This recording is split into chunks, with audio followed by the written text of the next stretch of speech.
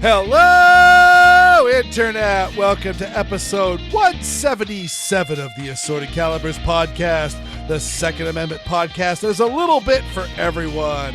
I'm Weer'd, and for the second week in a row, we have another ACP roundtable. We usually keep them down to like one a month, it's just how it works out. It's no hard and fast rule, but my goodness, it was one of those.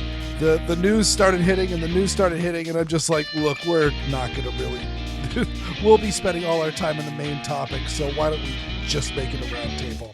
And so I have invited in Oddball. To quote Adam from the Gun Blog Variety Cast days, I am so tired. Oh, God, you and me both. And David? I, too, am tired for a whole variety of reasons. The news only part of it, but big.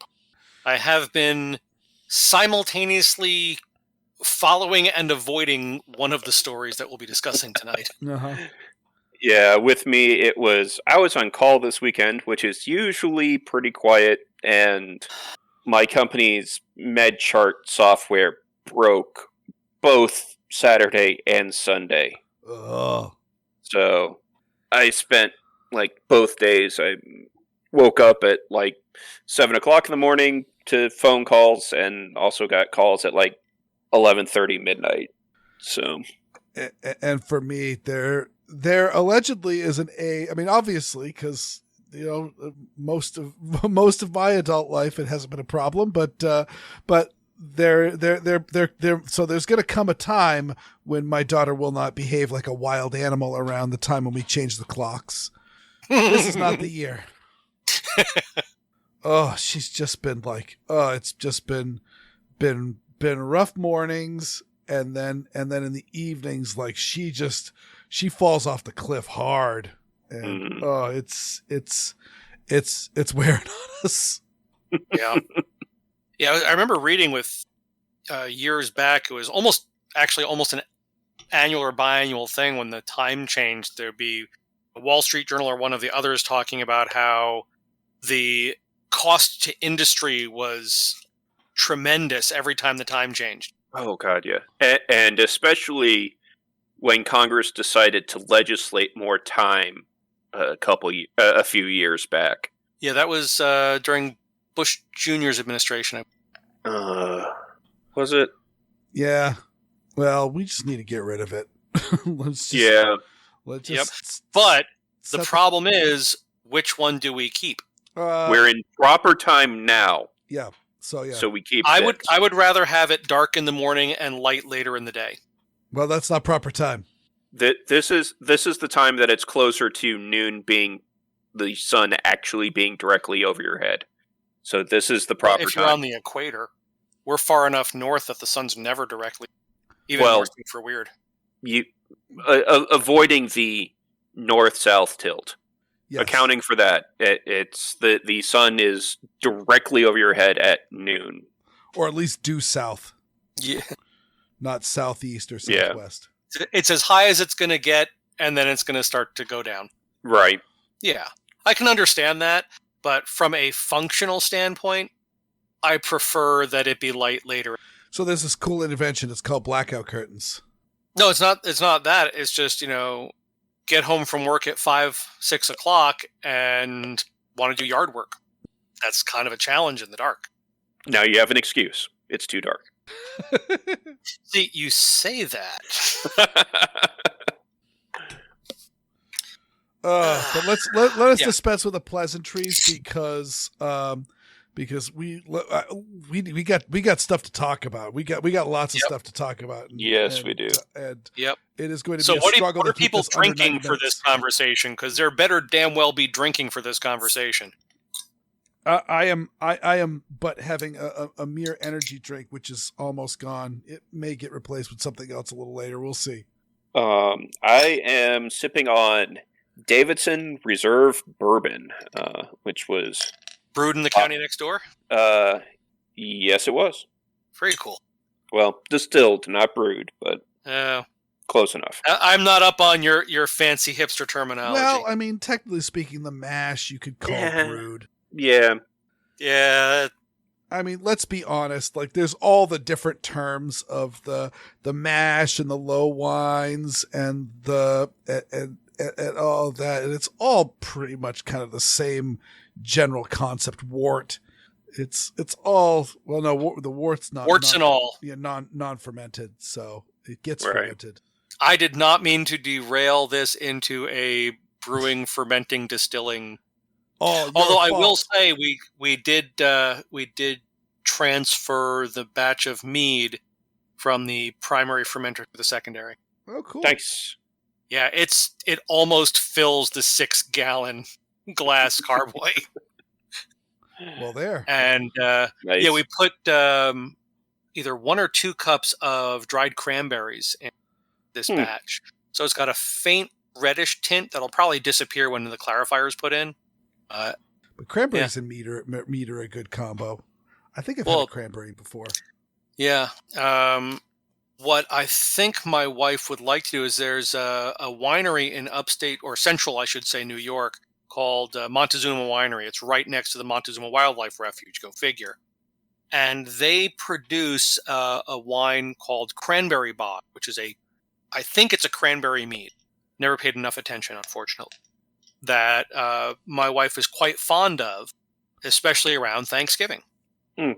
Makes sense. Yeah, but it's not a large batch production for Montezuma. Mm-hmm. So, and with the bizarre liquor laws in Tennessee, she can't get it shipped here. If it's classified as a wine, she can. Really? Yes. Oh, because a lot of places that they just say we don't ship to Tennessee. Kind of like firearms places that won't ship to New York, even though the item is legal, because they just don't want to go through all the confusion. Now, but, it's I'll something. take a look at the Montezuma website, see if they offer that. Maybe. Yeah. No, it's something that changed in like 2016, 2014, I think. So there may be still a lot of wineries that are going off of when they last looked 20 years ago. Outdated laws, yeah. But yeah, there's a certain number of bottles that you can have shipped of wine, and I think of beer, but not hard liquor. No, I know spirits were. And of course, what Weer'd just posted, yeah, you can't get that delivered here because it's tequila. I decided to be a jerk and posted Montezuma mixed out It's tequila. agave wine. No, it's drain cleaner. It's not for internal use. Then it's industrial solvent. Exactly. Yes. No. Trust me.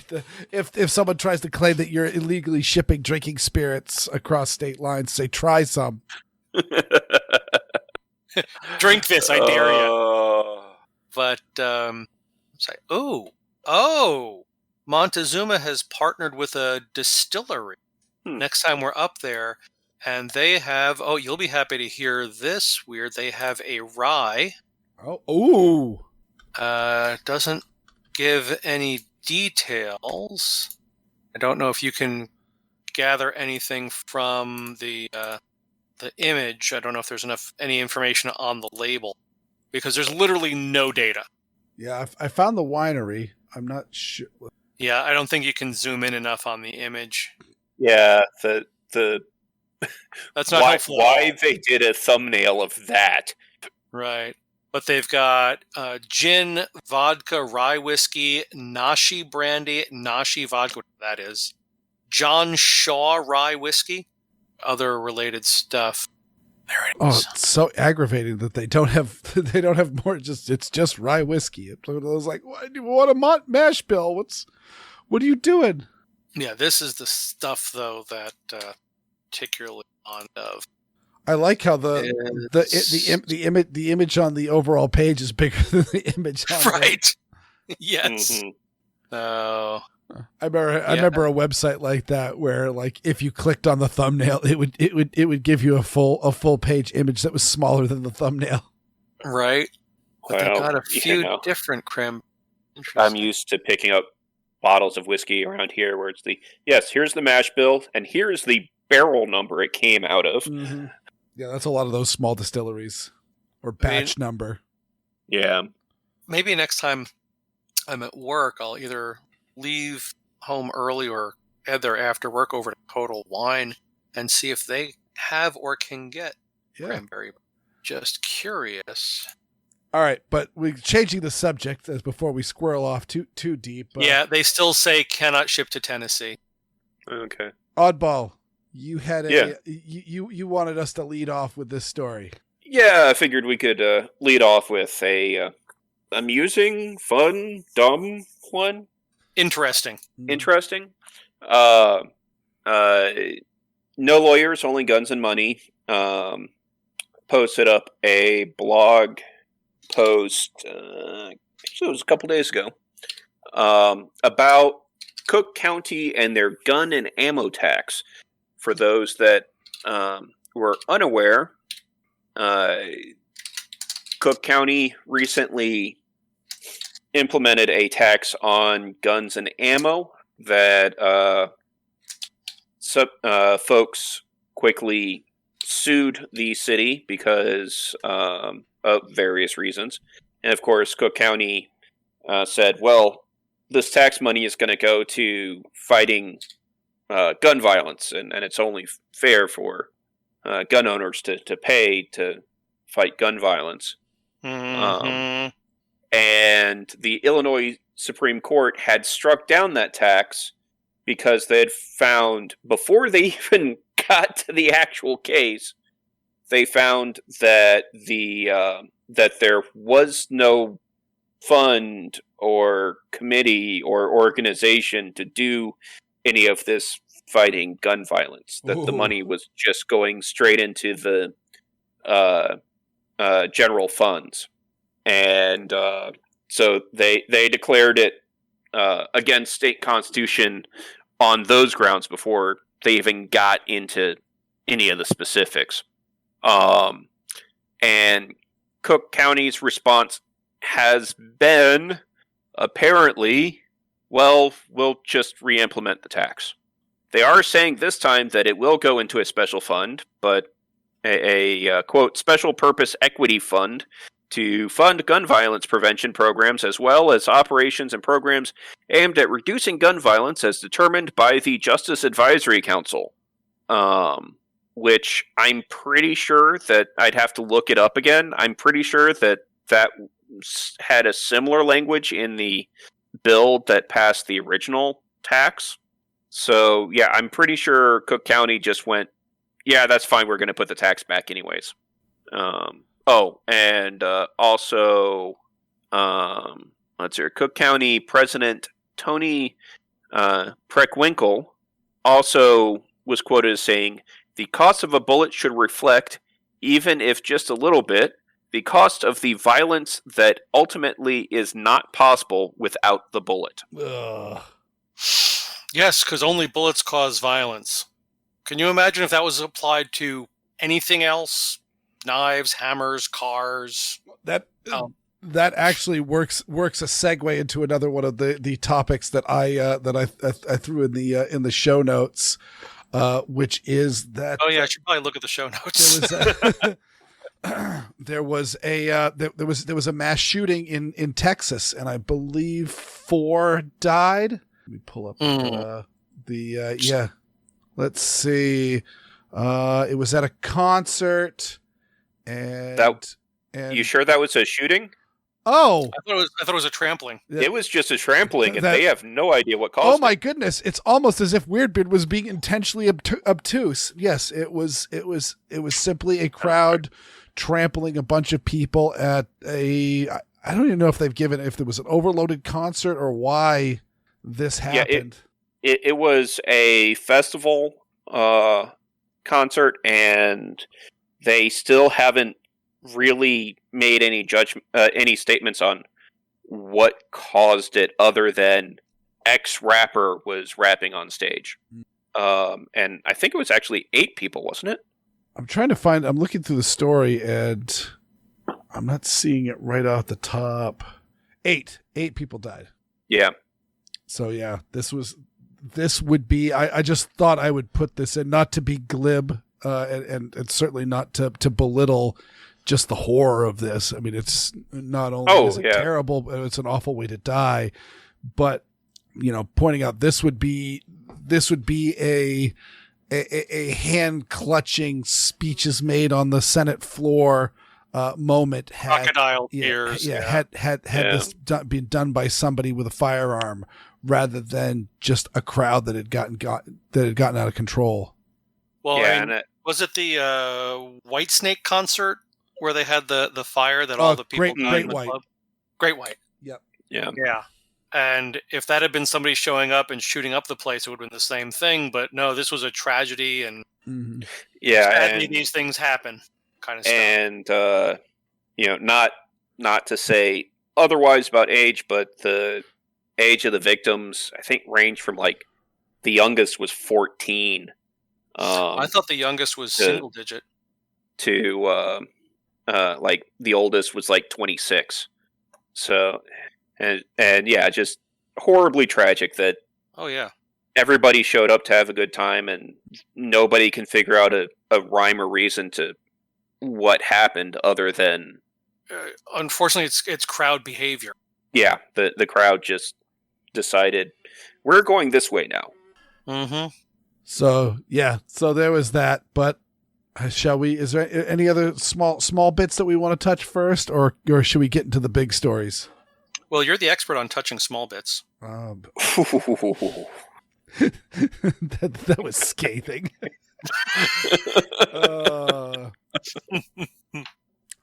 Actually, I've got this one here. This is really more of a throwaway bit, but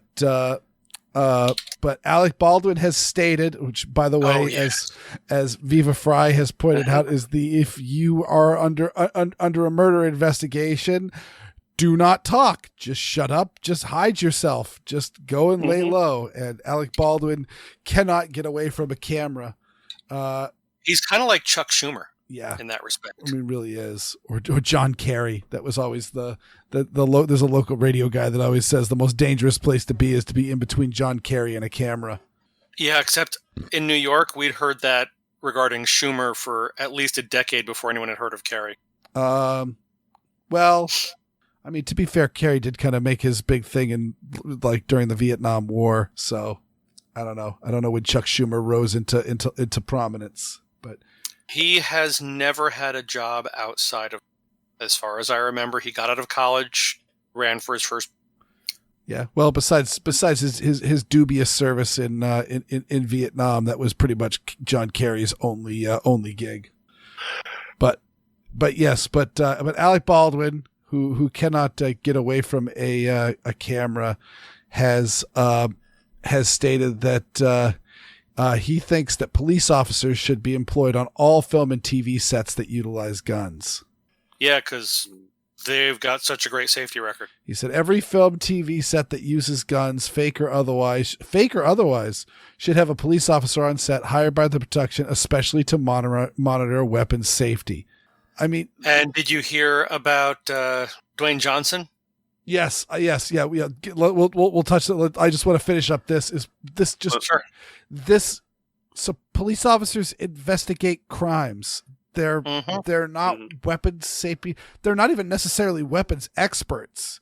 Not even close. Yeah. Well, and also on top of that, yes, we recently had a tragic incident on the set of a film out on Rust that involved him. But quite frankly, how many guns are in how many scenes of how many movies and TV shows every year? Mm-hmm. And how many actual incidents have there been? Well, including the one on the set of Rust, wasn't it 3 in the last 70 years? 3 Something fatalities? Like that, yes, 3 fatalities. And let me turn around. Is that so? what Alec Baldwin is getting at is that there should be firearms experts on set whenever there's firearms being used. And that's exactly what sets do. They don't hire police officers, though. They hire armorers who are, as a general rule, experts, gun nerds. They are, and they are well trained and well versed in shooting and modifying and dealing with firearms. And that's that. And it just happens to be on this set, they hired a very green armorer, a potentially not present armorer. They were having the assistant director double as an armorer, and who had already had a history of issues. Yeah, and sorry, go ahead. And according to what is it? Was it Hannah Gutierrez Reed, the armorer? Again, who knows? She may potentially be looking at some criminal charges, depending on what the courts and the police decide to do. But she has overall stated that it was that the production crew, which includes Alec Baldwin, are somewhat to blame because there was absolutely no interest in having safety briefings and things like that to help the crew familiarize themselves with the firearms. So, yeah, and just to add to that, it hasn't been confirmed to my knowledge, but there were stories that she was not scheduled to be on set that day. There were stories that she wasn't allowed inside the set due to COVID restrictions. And there were stories that some of the cast and or crew were using the live prop firearms for plinking or target shooting. Mm-hmm. If any of that is confirmed, that is even more damning. Yeah. I mean, even just using their own personal firearms as plinking and target shooting guns for their downside has got some major issues, because it means that there is live ammo outside of the control of the armorer floating around. Mm-hmm. Yeah. And again, that assistant director, whose name I cannot remember because I'm horrible with names, there were also reports that he had had firearm issues on other sets where he had done similar things. One of the stories about Gutierrez, the actual armorer on the production, was that she had fired off a blank gun without proper warning to the cast on a previous production. To see if I can find that story from notes. But so if that's true, that's more damning for her. But one of the other considerations, as we've discussed in private, is she is a young woman in Hollywood on a set run by an extremely influential actor/producer. So who knows what happened in regards to, this is the way we need to do this, Mr. Baldwin. Yeah, we're not doing it that way. We don't have the time, or some variation on that type of domination. We've all seen that in various environments where the younger, newer person who is the subject matter expert is dominated or browbeaten or whatever by the senior who is not. We also, and Hollywood is particularly bad with. Yeah, we also see it with actors who have taken a 1 week or a 2 week firearms course for the sake of appearing to know what you're doing on set, and suddenly think that they know more. They are the experts, than people who own and shoot guns on a regular basis. Got it. So yeah, that's I think that covers that covers Rust. And now let's go into one of the biggest stories. We mentioned it last week, but dun, dun, dun. Exactly, the Supreme Court. They are finally, in the first time in, what was it, 10 years? When was Heller? Well, there was McDonald followed Heller. Yeah, McDonald was that 2011? Something like that. I don't like that, remember yeah. off the top of my head. It's lost to the mist of time. It is 2010. So, 2010, yep. So 11 years. Maybe, yeah, I think maybe even 11 years exactly, because it must have been late 2010, because I thought Heller was also 2010. March 2nd, 2010 is what I'm seeing. Okay. Oh, no, Heller is 2008. So, yeah. Wow. I don't remember it being that long ago. And so much has changed in the firearms legislative structure. Well, we led with the Cook County ammo tax and them not caring, and that's really the big story. Is like these big clarifying court rulings have happened, and the places that do not believe in the right to keep and bear arms just simply say meh. Yeah, I believe Heller said that you did have the right to own a firearm in common use in your home. So Weer'd, how's that Glock you own? Yeah, or my AR-15. Yeah. Well, that's not a handgun, but the point applies. I mean, it was just weapons in common use. So yeah. Well, it started because of a handgun. Yeah. But yeah, so I just tossed into the show notes a link to Cornell Law School, McDonald versus Chicago, for anyone who wants to refresh their memory. Excellent. But yes, so this case, actually, David, if you will, since you are the New Yorker. Like I said, I've been trying to follow and avoid this simultaneously. But why don't you just give just a quick rundown, because I think you will catch the nuances better than I would or Oddball would, just because you have been steeped in this nonsense. Yeah, well, the first thing to understand is there are two licensing structures in the state of New York. There is the state of New York licensing regime, which is how it's referred to in the case, by the way, is regime, which covers all of New York State except for the 5 counties of New York City. And then there is the licensing regime in New York City itself.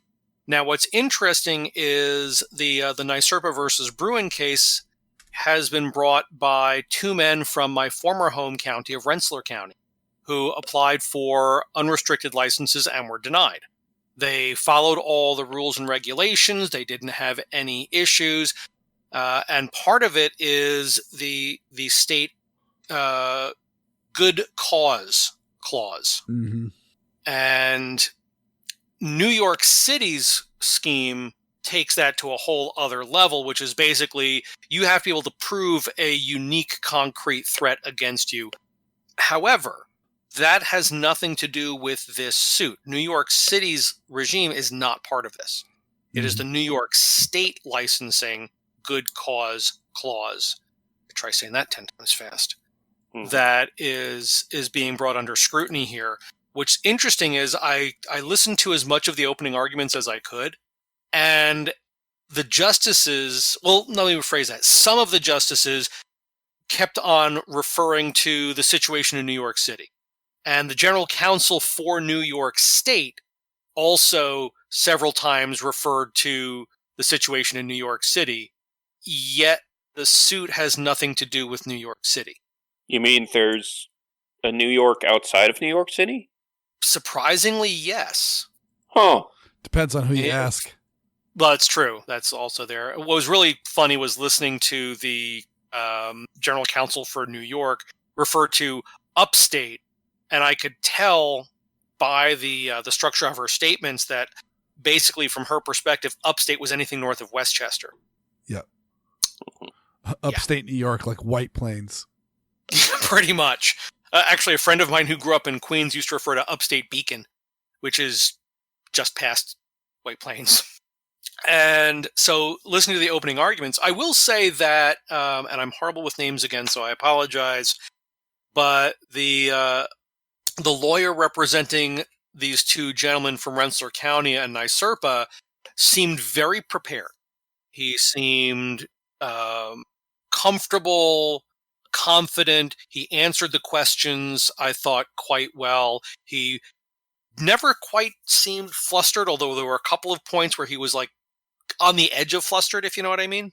And then the general counsel for New York had her turn, and she did not seem as well prepared. She did seem more flustered, and that just may be her personality affect. But she did seem to. One of the funnier things was she kept on multiple times in the part that I listened to, told the Supreme Court that they should remand this case. So that was kind of interesting. As well, if that's what you're trying to do, you should remand the case. Or if this isn't what you're looking at, you should remand the case. It's like, the Supreme Court usually doesn't like being told what to do, even that way. But so what they're looking at is, again, the good cause clause of the licensing scheme, which has to do with you need to show a reason. It's a may issue state. So it's not a shall issue state, in which environment, which is like 42 or 43 states are shall issue, the state has to prove a reason not to issue. If they can't prove a reason not to issue, they shall issue. New York is a may issue state, which is unless you can prove a good reason to the state's satisfaction, they don't have to issue. And that fairly narrow element is what is being discussed in this case. And one of the other things to understand about the New York State licensing scheme, or racket as I call it, is it's a state license, but each county handles it internally under the auspices of state law, but they all have their own different twist on it. So, Schenectady County might add an additional 8-hour training course, and Albany County may add an additional process. They can't change the fee structure because that's set by the state. But just for sake of example, I've discussed this in some of my segments in the past. Once I got my license, I was living in the city of Albany, and to have a pistol added to my license, because another thing to understand, in New York State, legally you cannot, as an adult of 21 or over, you legally cannot touch a handgun in the state of New York without a handgun license. So in other states, you can purchase and possess a handgun on your own property, but you need a license to carry it, open or concealed. In New York, no. Just to own it, you need to have a license. And in several states, you can be gifted a pistol by a trusted adult, and possess that gun. Right. Now, in New York State, if you are under the age of 21 but over the age of, I believe, 16, you can possess and use a handgun under the authority of a parent, guardian, or certified instructor. So literally, someone who is 20 years old could go out to the range one day, the next day is their birthday, and they turn 21, they can't touch that pistol again until they have their license. Yeah, but that's far afield. But for the good cause clause, part of that is when I applied for my pistol license, again, City of Albany, but still following the state guidelines for this part, I had to put down 4 people who could be used as references to attest to my good character. If any of them did not fill out and return the form, then that was an automatic denial. In some counties, the local law enforcement would go and actually talk to these people in person. In some counties beyond that, they would also talk to the neighbors of the applicant. So the local law enforcement or the local county officials have very broad discretion for denying a permit of an otherwise fully legally qualified person who has gone through all the hoops, who has performed all the appropriate actions, has no criminal, medical, or mental issues that would make them prescribed in New York, and they still would get denied because that's how may issue works. Now, imagine if a similar scheme was applied to, for example, attending a religious institution. Yeah, well, that gets us into the opening arguments. Is Right. I mean, obviously, as you're saying, I really got the impression that the kind of ivory tower nature of people who are in favor of gun control kind of kicked in, and just the New York attorney seemed almost insulted that she was being questioned about particulars.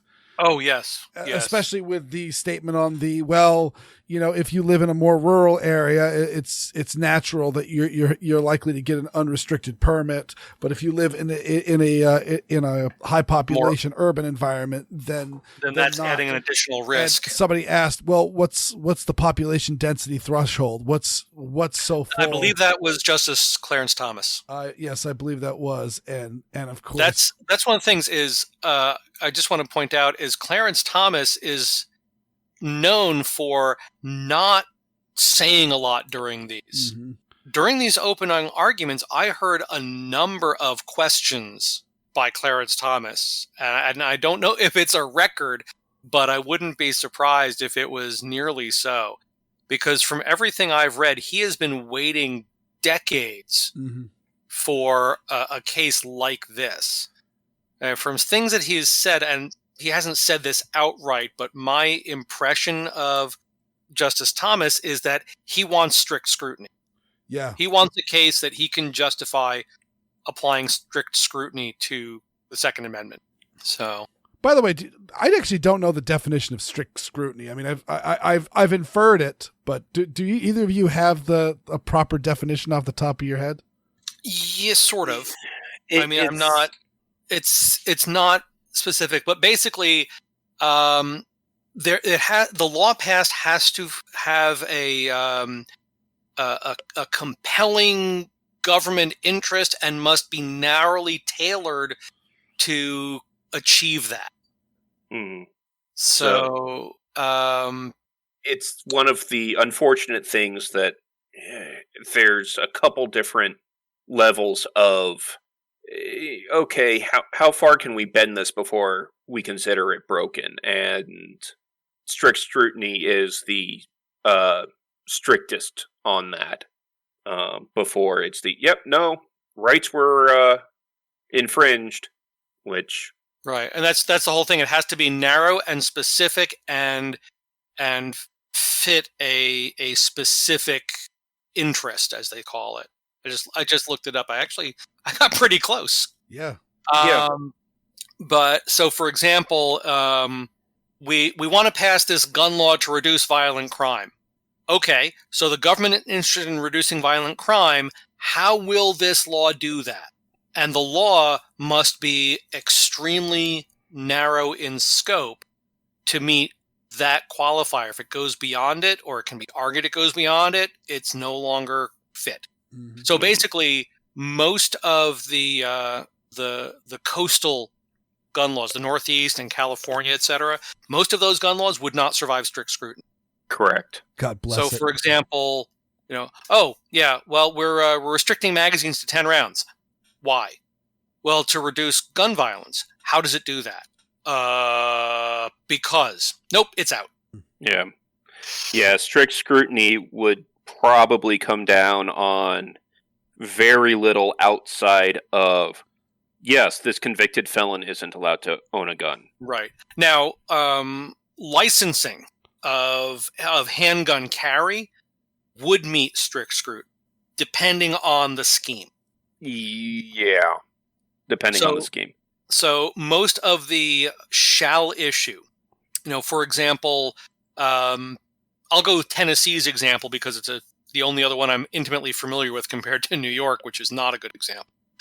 Tennessee, you go and you apply for, you don't apply, you register to take the class, getting a process there. You go online, you fill out a form, which is basically the questions on the 4473. Mm-hmm. They run a background check, you take the class. The class is a full day. There is a classroom portion, there's a written test, and there is a range portion, qualification. And then you go and get fingerprinted. You go and get fingerprinted, then they do the background check stuff.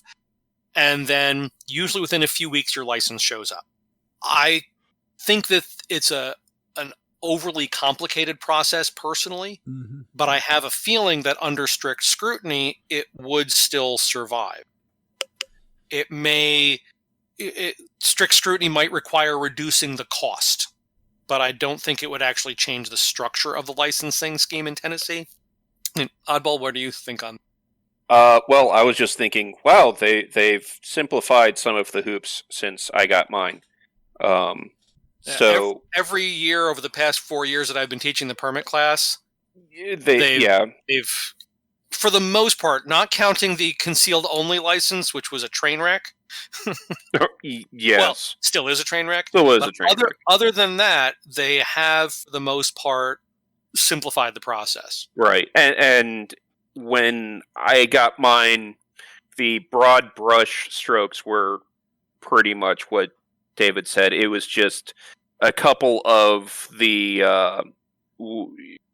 order of things were a little bit different, and none of it was online, which meant you had to go in and stand in line at the DMV. Oh, you still do? Multiple times. Yeah, you still do, but only once. Yeah. You go online, you apply for the application number. You have to sit in the classroom.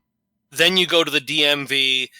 You do all the stuff there. You make your payment, and then they give you the information, and you make your appointment to get fingerprinted.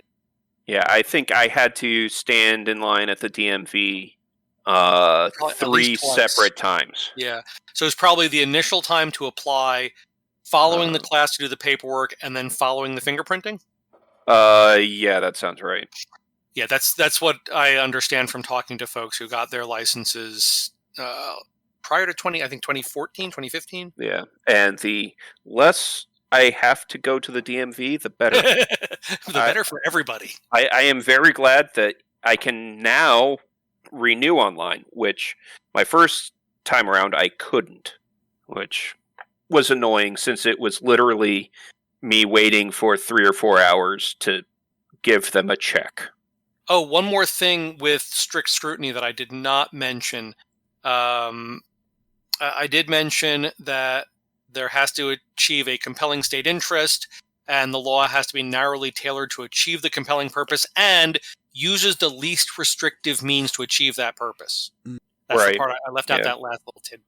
But either way, we saw, all the quote unquote, the justices that were appointed by Republican presidents who should, in theory, be good on guns, but we shall see. As good as any Republican. Mm-hmm. Mm-hmm. But they asked questions as you would seem, but specifically from Justice Kagan and Justice Sotomayor. Yes, I was actually quite impressed, I would say, or surprised by some of their questions. Yeah, I mean, first you heard the fact that both Kagan and Sotomayor are from New York City, and they went to college in anti-gun states. Justice Kagan went to Harvard, and Sotomayor went to Yale, which is in Connecticut, and so they've kind of always lived in that envelope. Columbia does, in fact, have a campus, sir. that little interchange. I didn't really understand that. They're talking about what with. I wish I remember his name. Sensitive what areas. Was what was the name? What's the name of NYSERPA's lawyer? I'm blanking on it, and it's bothering me because he really did a great job, I thought. He really did. But anyway, they were talking about sensitive areas, and it was brought up. What about NYU or Columbia, which are two universities in New York City? And anyone can just walk onto those campuses. So does it mean that anyone can carry a gun on those campuses, in your opinion? And he said, "Well, I mean, Columbia doesn't have much of a campus."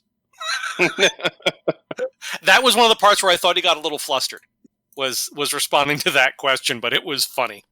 Yeah, but either way, the you got very much from Justice Kagan and all that, just the very much praising of gun laws and the innate assumption that the restrictions indeed are keeping people safer, which they're not. Yeah, and but then. I'm trying to remember if Sotomayor had a similar statement. I think she did, and I don't remember off the top of the head. But one that's been widely reported was Justice Kagan saying, it makes sense to have intense restrictions on firearms ownership. Well, she didn't say intense. She just said, I understand the need to, or I'm paraphrasing, but I understand the need to have greater restrictions on firearm ownership. But what would be the reaction if these were applied to another right, such as the First Amendment? Because gun laws, by their very nature, are prior restraint. Yeah. So, what would be the effect of a prior restraint law on the First Amendment? And I hear people use the, you can't yell fire in a crowded theater. I'm like, really? What is preventing someone from yelling fire in a crowded theater? They're not muzzled. They don't have the part of their brain that can make that phrase blocked while they're in the theater. It's fear of consequences that prevents someone from falsely yelling fire in a crowded theater.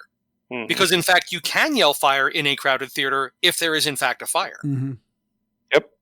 So I've said before, one of my also, pet peeves of examples. The right to keep and bear arms does not entitle you to murder somebody or to threaten. It doesn't even entitle you to display other than open carry. Exactly. Brandishing is still illegal, even if you legally keep and bear that arm. Mm-hmm. Exactly. So here in Tennessee, for example, open carry is legal. Mm-hmm. And let's say that I'm at the gas station and this guy approaches me and I turn to him and I put my hand on my gun. I've just broken the law. Mm-hmm. I haven't drawn the gun, but I have made a threat with a deadly weapon by placing my hand on it. Yeah.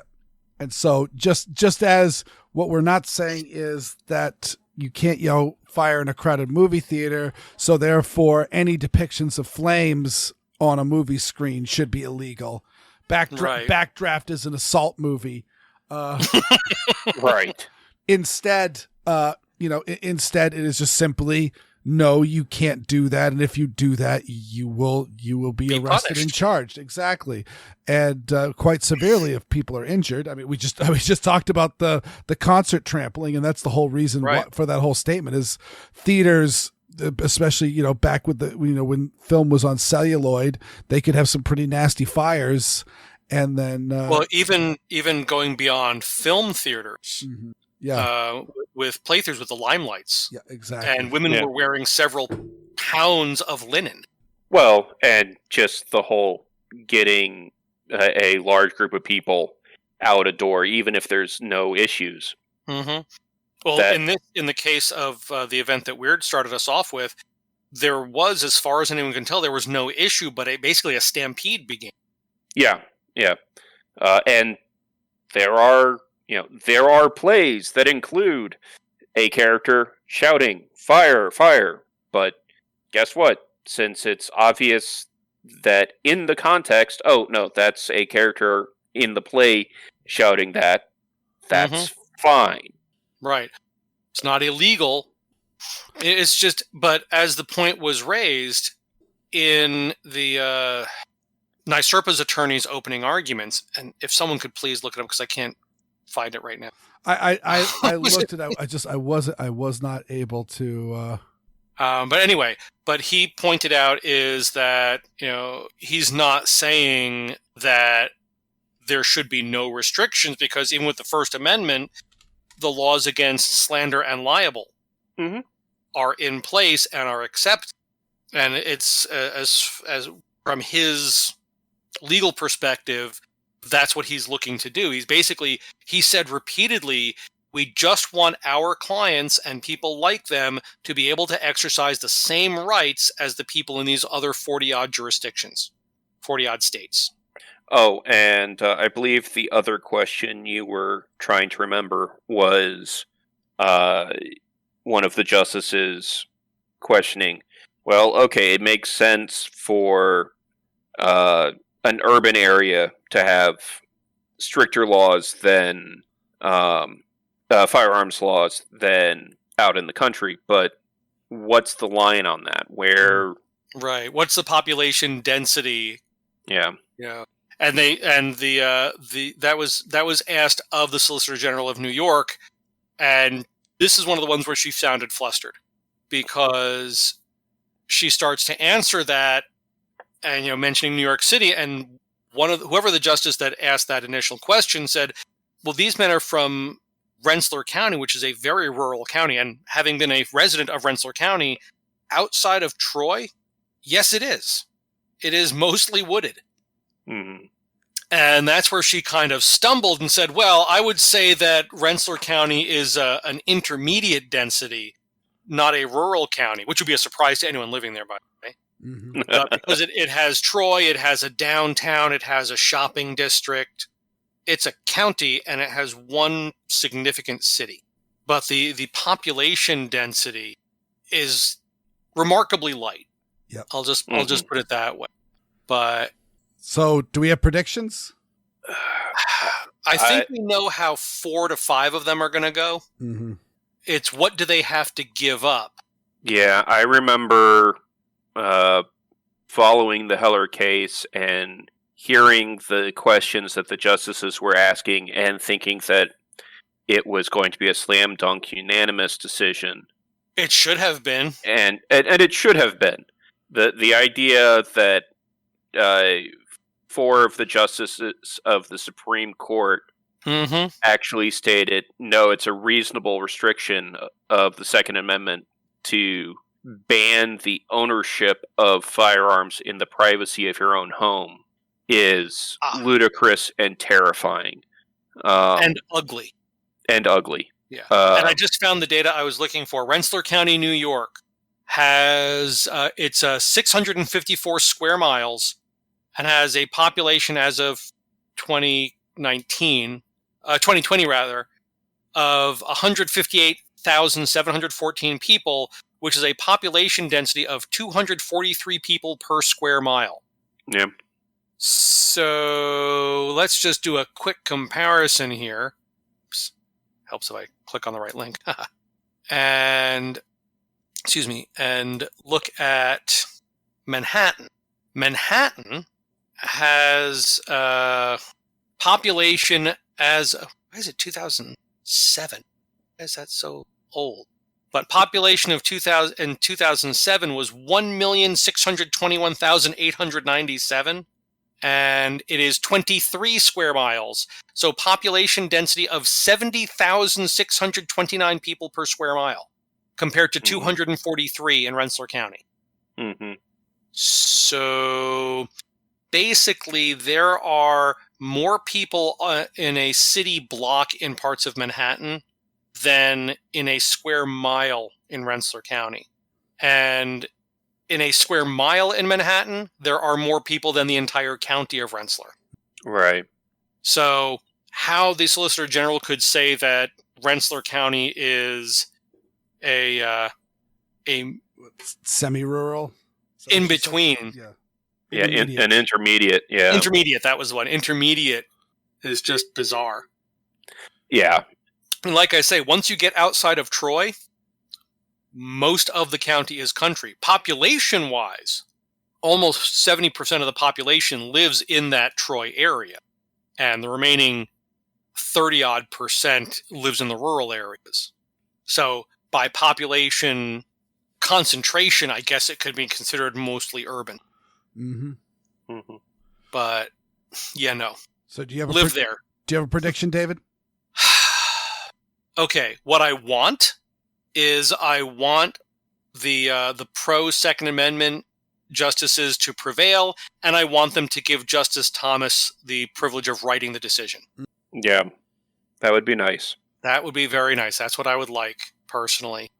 And I really would love if he put strict scrutiny in, because a lot of lawyers would make a lot of money. And after the bloodshed, there'd be a much better, from our perspective, firearms legislation in this country.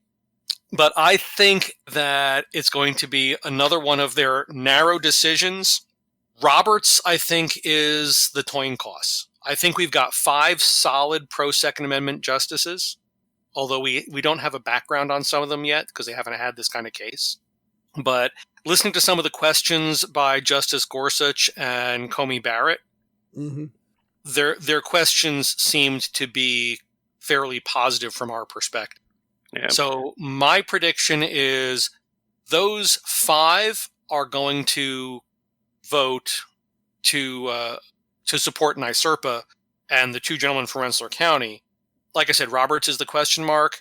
However, I don't know how narrow the decision is going to be, but the Supreme Court does generally like narrow decisions, which might simply be that New York has to get rid of the good cause clause, and nothing else will change. Yeah, that's my fear, and frankly, I'm fairly confident that that SCOTUS will that they will find on the side of NYSERPA on this, but I'm afraid that it's going to be you can't have this good cause clause.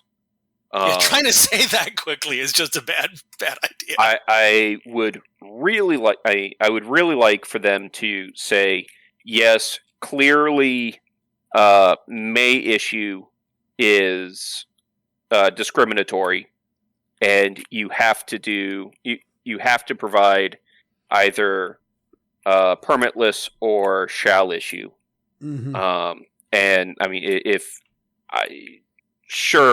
let's go for Santa Claus comes to town, and they actually say that the Second Amendment should be held to strict scrutiny. That would be, I got my Christmas present. Yes, and several other Christmases. Yeah. But the way I see it is just running through them is Alito, Thomas, Kavanaugh, Gorsuch, and Coney Barrett are pretty solid for NYSERPA. Breyer is definitely against. He has a history of it. Sotomayor and Kagan, they're harder to tell. My assumption is that they'll be against, but they could surprise me. I would if I had to, you're probably right, is the short answer, especially given oddball statement about the Heller arguments. But if there was going to be a dark horse like Justice Kennedy in Heller v. DC, I wonder if Elena Kagan's going to be the dark horse, and she may come forward and say, you know what, this is at least if it's going to be a narrow decision. Yeah, I mean, I think Kagan was the one who actually mentioned some of the Jim Crow era firearms laws. Yeah, she didn't phrase it that way, but that was part of her question. But like I said, is if those 5 stand strong, then it really doesn't matter what the other 4 do. Even if it's a 5-4 decision, if it's 5-4 strong. Right. Because we know where Justice Thomas stands on this. Justice Alito, before he became a Supreme Court justice, argued for the basically the legalization of machine guns and be treated as any other firearm. He was nicknamed Machine Gun Alito. Right. So we're pretty sure where he's going to stand. Coney Barrett also has a fairly strong Second Amendment reputation. Kavanaugh, it'll be interesting.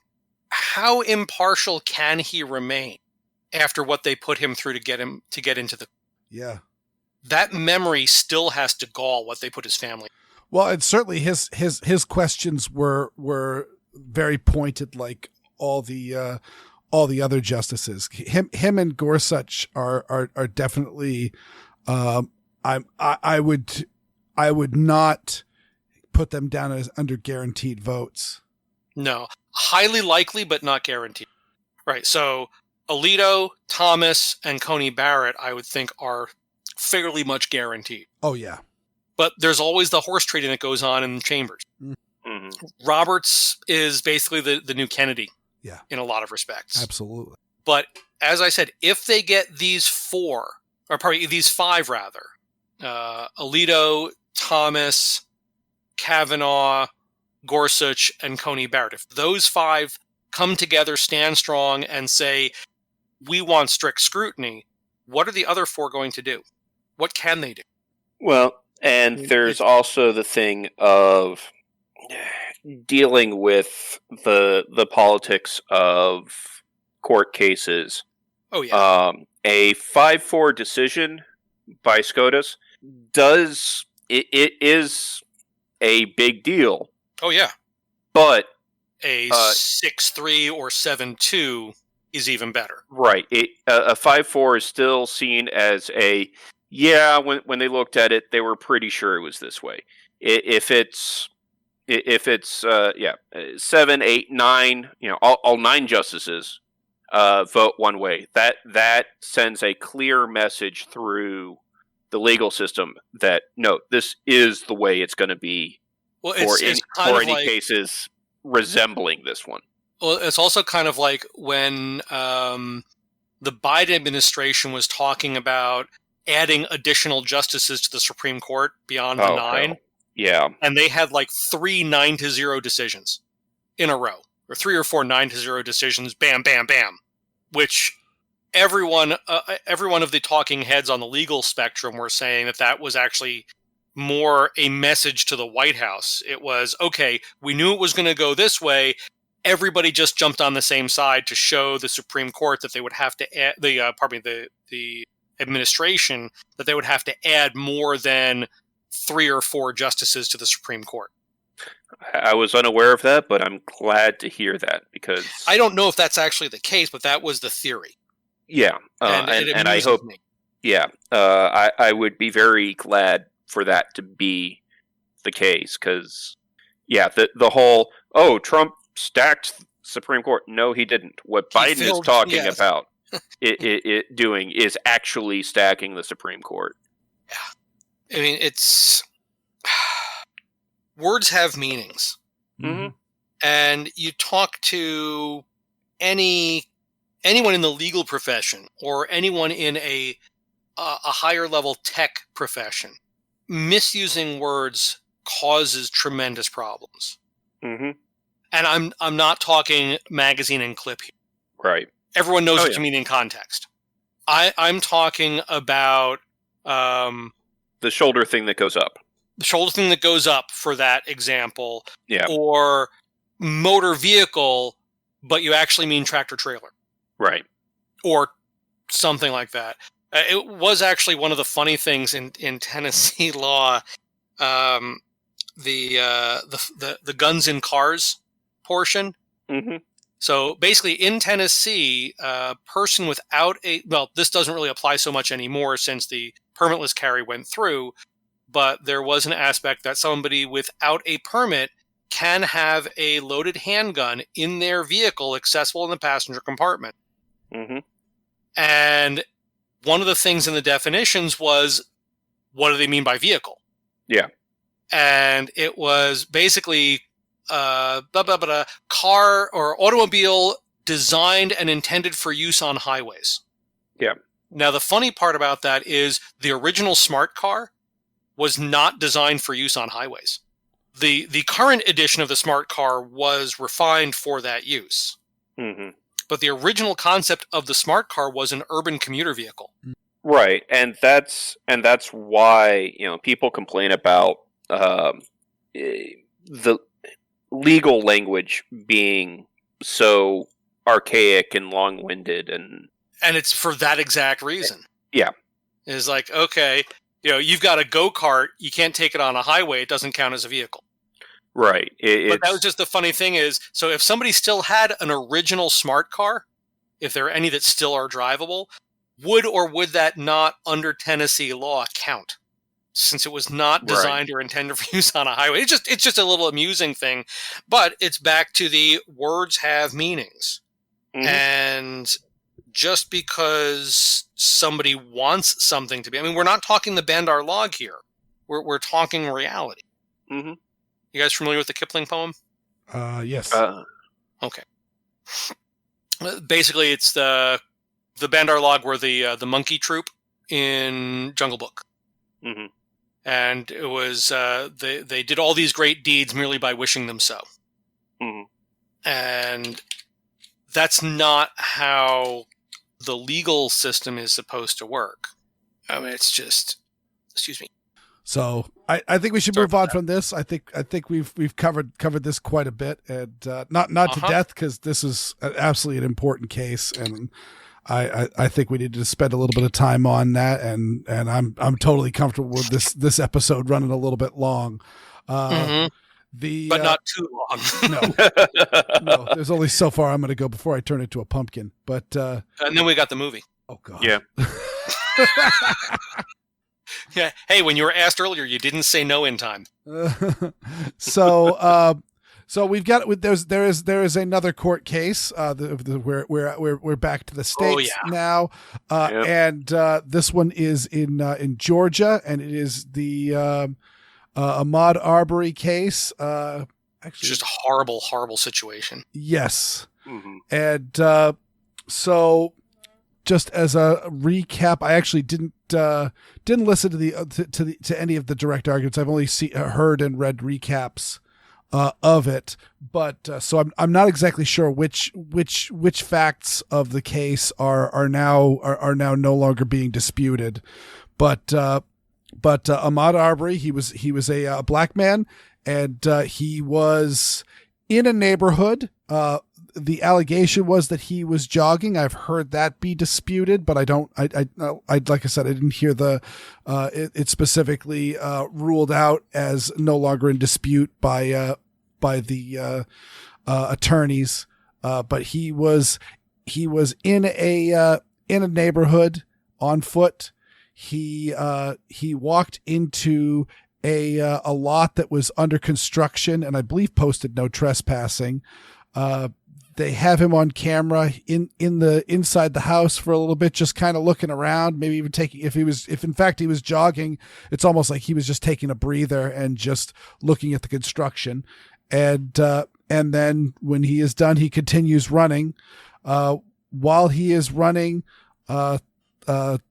some people noticed that he was running out of the group, running out of the house. And then, these, two men, what are their names? Cooter. I'll say McDonald, but two guys named Cooter. Yeah. Normally it's three guys named Cooter, but in this case, just the two. I did find on the Supreme Court website the transcript of the opening arguments. Oh, excellent. Nice. So I put that link in the show notes. Yeah, put that in the show notes, and so already done. But yeah, and done properly. Yeah, they're the McMichaels, who I believe are brothers, or father and son. I'm trying to remember. I'm trying to see what they're related. Yeah, they're related.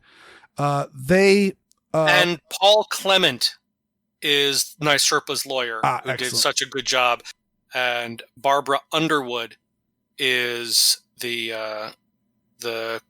something general. I never remember that is. Anyway, sorry about that. Go ahead. Yes, and so the McMichaels get in their vehicle and chase him down. They have a shotgun with them. When they catch up to him, they stop him and get out with the shotgun, and allegedly attempt to make a citizen's arrest. And Ahmaud Arbery, since he is very close to the man with the shotgun, tries to grab the shotgun and take control of it, and he gets shot and killed. And I have been saying since the very beginning, everything I have seen or heard of this case, and has really just kind of led down to say I have yet to see something that changed my mind to think that this is a very, very dirty shoot. Oh yeah, there's nothing good about this from what I mean. Yeah. I'm not a lawyer. I don't have access to transcripts or anything of that, but just the bits and pieces that have come out. Even if these two men were operating under color of law, they were not officers. They did not have badges or uniforms. They, according to some of the reporting, they did not identify themselves as officers of the law because they aren't. Yep. And from what I understand, citizen's arrest is a really, really sticky concept. It's also my understanding very, very narrow, and there is no evidence that Ahmaud Arbery committed any crime that would warrant a citizen's arrest, a legal citizen's arrest. Furthermore, there's even less evidence that the McMichaels knew that Ahmaud Arbery had committed a crime, or they just saw a man running. Correct. Mm-hmm. And one of the other aspects of that is, even if they witnessed him coming out of the construction site, the worst that he could have been charged with there was trespassing. Right. I don't know the laws in Georgia regarding trespassing, but if it's not a private residence, I don't think deadly force can be used. No. Well, and more specifically, if it's not your private residence. Mm-hmm. Right. That's a separate matter. But I was just saying, if it's not a private residence, it doesn't matter whose it is. Right. Yeah. This is an absolute mess. And it from everything that I've heard about the opening arguments, it doesn't look like it's getting that much better. And I haven't heard anything come to light. If anything, I have heard some allegations of racism that seem to have some weight to them, and all that. And speaking of race, of course, I will point out the fact that one of the things that is being talked about is the jury consists of 11 white people and one black person, one black male is on the jury pool. And there was a lot of outrage on that, and I can understand that, though at the same time, I kind of gotta wonder while absolutely there is animosity between the races in every angle and every dimension out there. I don't believe it is so widespread that just because you have a jury of a large percentage of white does not mean that it is going to be an anti-black jury. Right. Honestly, I found that accusation alone was racist. Right. The jurors are white. Of course, they're going to vote against the black man. They're going to vote to acquit the white man. I was going to say two things. One, there's the question of what's the racial makeup of that area, which I don't know. Mm-hmm. If it's a predominantly white area, it's going to be a predominantly white jury.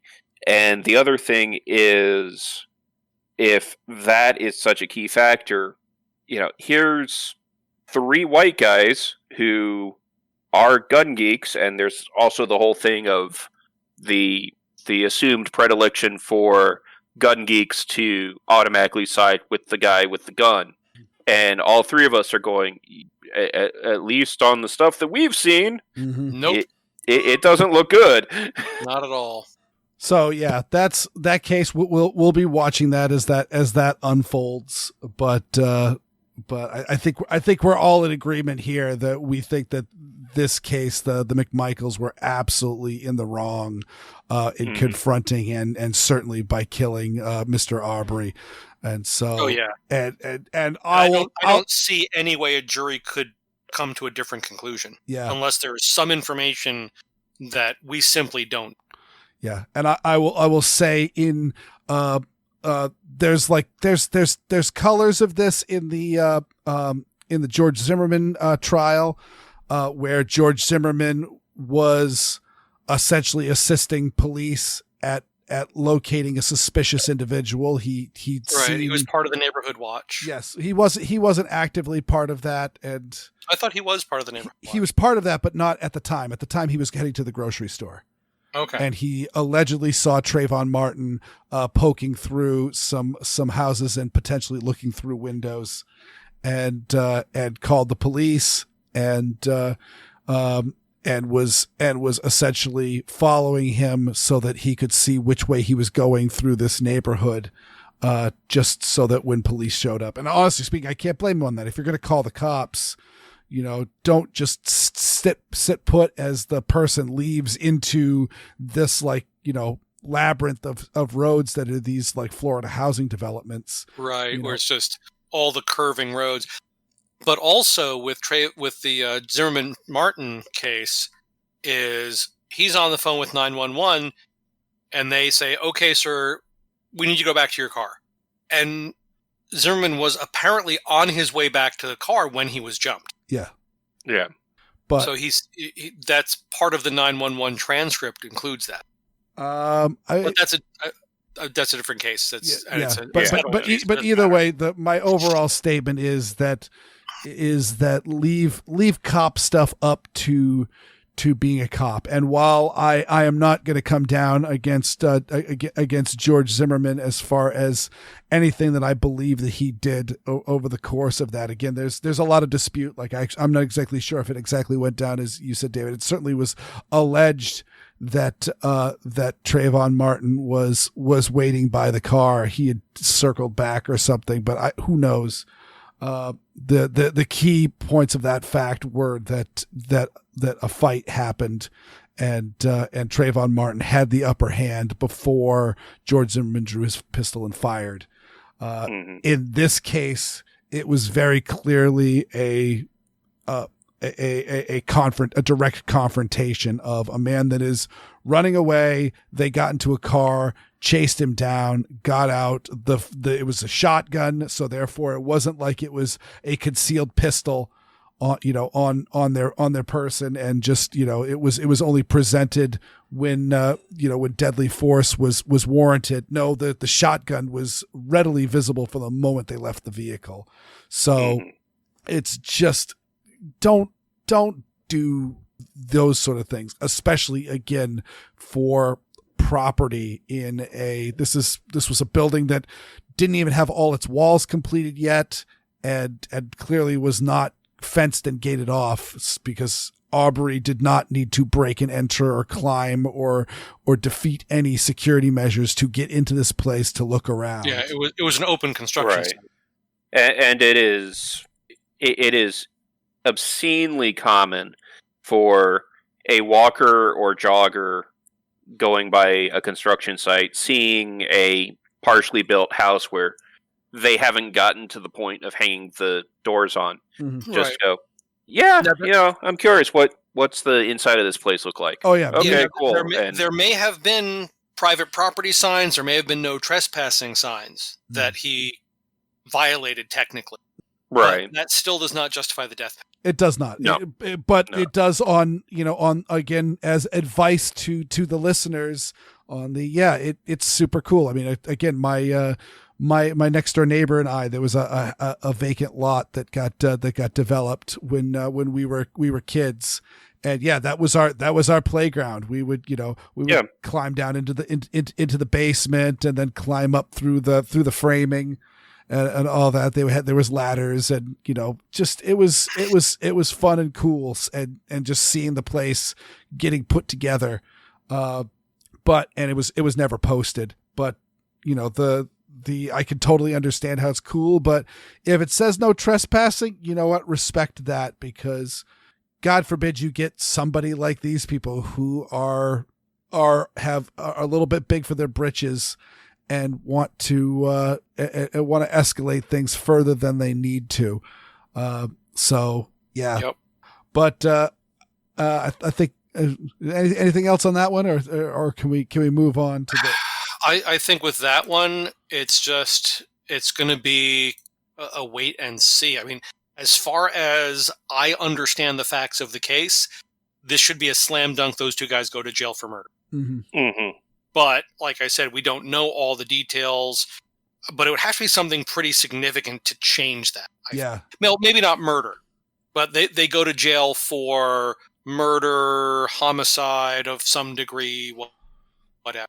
Yeah, That's my prediction on it. Illegal detention, kidnapping, something like that. Oh, I think manslaughter or some level of homicide is going to be on the table, just because of what we know. Yep. But yeah, I don't think there's really anything that we can say about this without talking. Anyone else hear that noise? No. I thought I heard a thump. It's coming inside the house. Well, I do have cats. Yes, but yeah. So I thought I'd want to end us on. I want to call it a light note. It's not a light note, but it's a positive. I have been super amused by this today. Is the Kyle Rittenhouse case. And first I want to lead with a correction. I said in a previous episode that Andrew Branca was one of the members of the defense team, and it turns out no, that was either Robert Barnes misspoke when I heard him talking about the defense team, or I misheard him in talking about the defense team as either directly saying or alluding to Andrew Branca as being one. But Andrew Branca was not one of the members, and he's been blogging and following this. So he's a commentator, but he's not directly involved. Correct. Okay, yeah, I was under the impression that Branca was one of the guys that Barnes had gotten, that the defense team at the last minute went, you know what, Barnes, you and your buddies can go home. Yep. But yeah, so this case had their opening arguments, and I'll say right now, I was, as far as the opening arguments, I was not terribly impressed with the defense attorney's opening arguments, but wow, it was still a stark contrast compared to the prosecution's arguments, or also known as the released defense attorneys. Yeah. I honestly hadn't really watched any of the proceedings until today. Mm-hmm. I watched today pretty much the entire thing all day, which was highly entertaining. And in some ways, kind of horrifying. Yeah, yeah, and I was worried because, like I said, Barnes had put together, at least from what he said, he didn't really name names, but at least I inferred that he was talking about Branca when he said, you know, a guy that literally wrote the book on self-defense with a firearm. You know, I was worried when he got kind of thrown out at the last minute, and he hasn't had particularly positive things to say about the lead defense attorney. Mm-hmm. And yeah, I heard that there were some bumblings with the prosecution's opening arguments. Did you want to go further into that, Weer'd? You know what? Honestly speaking, I can't even remember exactly what parts I heard from the opening arguments that I was not impressed with. I didn't see it as a very charismatic or moving opening statements.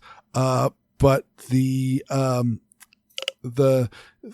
have but what was coming out on, especially in the witnesses for the first days of that, were amazing, especially given that many of these bombshells were being dropped by the prosecution in favor of Kyle Rittenhouse.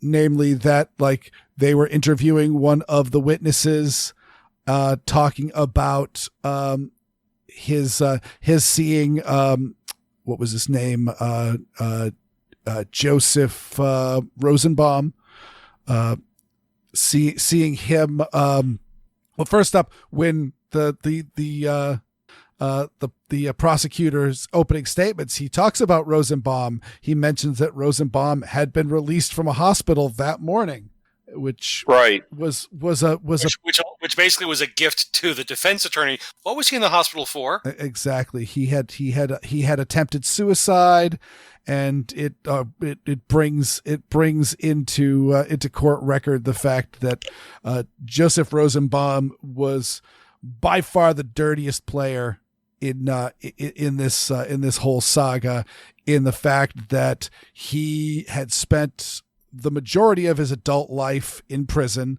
The majority of that was for sexually assaulting multiple children, and he had, while he was in prison, he was extremely violent and was in solitary and in disciplinary regularly. regularly for bad behavior. And I believe he got out and went back in briefly, and then he was out and was pending charges for beating up his girlfriend, whom he was. Yeah, he's just a dirty person. Yes. Mm-hmm.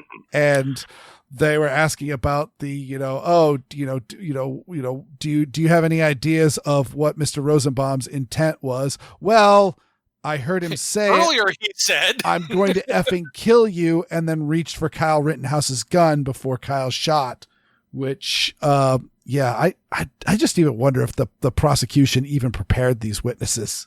I mean, it's a very good question if the prosecution did its homework at all.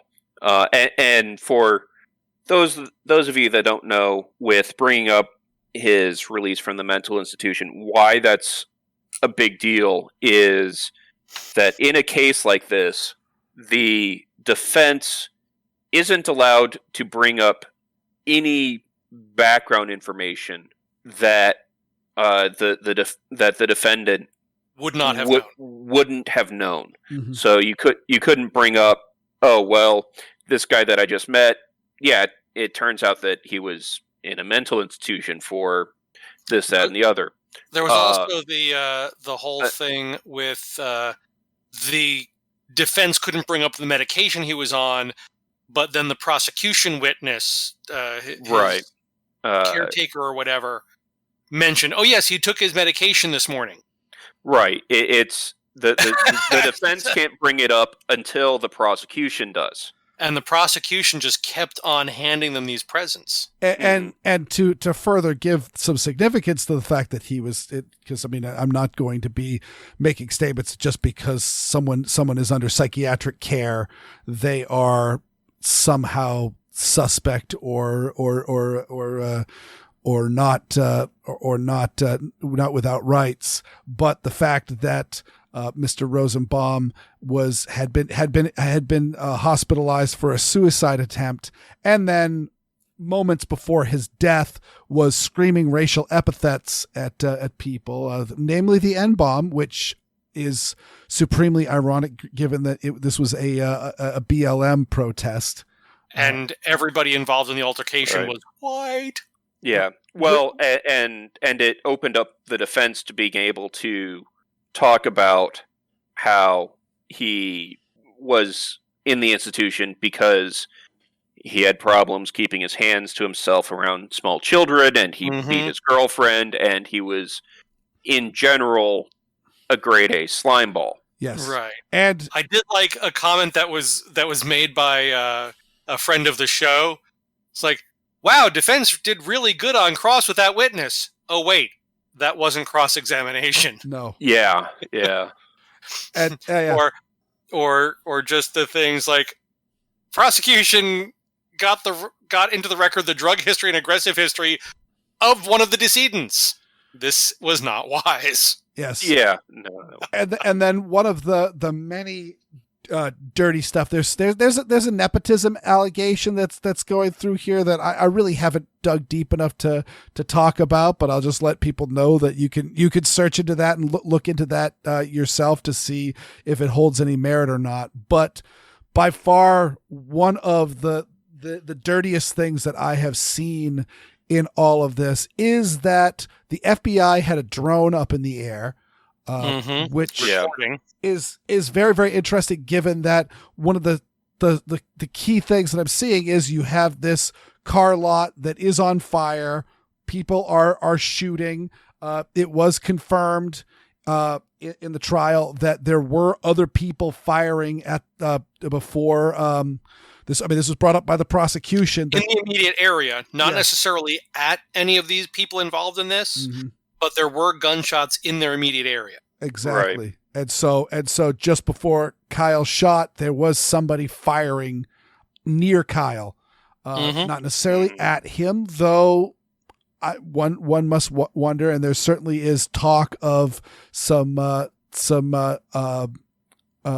inconsistencies with 223 rifle rounds and Mr. Rosenbaum's wounds, but there I don't know anything about that. I hadn't heard that one. Yeah, I've heard it as a theory. This is not concrete. And this was not raised as evidence. But the FBI had a drone up. There were buildings being burnt and violence and mayhem going on, and the police were in at the edge of the protests, safely keeping their distance, which just really is strange in one instance. The other statement is that this video is garbage. It is blurry and very of small use, but you gotta wonder what's going on here in this modern time. And the FBI stated that it was shot in high quality, but they had destroyed and lost the high quality version, which seems illegal to me. The government destroys evidence. Yeah, because the government is generally not answerable for destroying evidence. Yeah, and so they're destroying evidence in a murder trial. So that's slimy. But what is clearly seen on this is the prosecution did allege that Kyle Rittenhouse did track down, pursued Rosenbaum and hunted him, I believe was the word he used. And in fact, you see Rosenbaum, Kyle Rittenhouse walking towards Rosenbaum and this other gentleman who I forget his name, who had the pistol and was firing it in the air and who knows where else. But you see them duck behind some cars as Kyle walks by and then come around the cars and approach him from behind. So it is in fact, and then Kyle, when Kyle realizes that he's been flanked, he takes off at a full run. So you can clearly he was trying to unass the hot LZ. Exactly. It's one of those, you can clearly see that Kyle is just walking. I don't know what his motivation was for where he was going, what he was pursuing, but according to reports around the time of the incident, either right before or right after Kyle turned himself in, he was looking for some type of law enforcement because of the flaming dumpster that had been pushed towards the gas station. Interesting. And that would make sense because this all this was, he was heading towards the police officers this whole time. But then Rosenbaum comes out behind, starts chasing him. The eyewitnesses have said that he was stating his intent and desire to kill Kyle, and then reaches for his gun, and at that point in time, Kyle shoots and fatally wounds him. Then now fast forward to today, you have Gaige, Grosskreutz. I don't know how to pronounce his name. He shows up. I would say I was very, very surprised to see him with his, he has some ear gauges in, and his hair looked very, very unkempt. And it just seemed like, why wouldn't they prepare him and clean him up? You would think that you could, I mean, I I am not making any judgment about people that are are pierced up and have longer hair, et cetera. But like, I know a nephew of mine is a piercing fanatic, and he's got a whole bunch of stuff going on, and his ears gauged out and all that. And then when he went in for a job interview, he popped all that stuff out because let's not appearance matters. Exactly. Let's not get people in the way, and then we can, once I get the job, I can ask, is it okay for for that? Just the same way as I dress like a slob all the time. When I go to a job interview, I wear a suit, and I will ask, is there a dress code? Because I don't want to wear this every day. But yeah, they could have done a little bit of work to make him appear a little more professional on the stand. But he was on there, and he first up openly admitted that the pistol that he had on him, he had brought from home, and he was carrying it without a permit, and he was carrying it concealed. So he admitted to a felony right off. Felony with a firearm. Yes. And he then mentioned that he saw, when he saw Kyle, the first time he saw Kyle, he was running away from the people that were chasing him, that we have video of them saying, go get him. And in that environment, go get him means kill him. And openly admits that, I think he tried to correct himself, but he did openly admit that he saw Kyle get hit in the head with a skateboard. But maybe he was just holding him. That was the statement, is he says, he hit him in the head, or maybe he was just holding him with the skateboard. Yeah, that's okay. Yeah. Holding him rapidly. I did thoroughly enjoy he refused to admit that, as the defense labeled him, jump kick guy, had in fact tried to jump kick Kyle in the head. He did jump. And his leg extended. But I'm not sure he was trying to jump kick. Okay. So we do have a prosecution witness stating that yes, the Kyle Rittenhouse was hit in the head with a skateboard. Specified hit the head with a skateboard, which anybody who knows anything, that easily constitutes deadly force. It's a plank of wood with chunks of metal. I mean, actually, it was interesting enough. I was in a local skate park with my daughter the other day, and we were watching some guys doing some tricks, and just seeing the guys. I was thinking about some of the people talking about skateboards and using a weapon, and seeing some of these guys they were doing.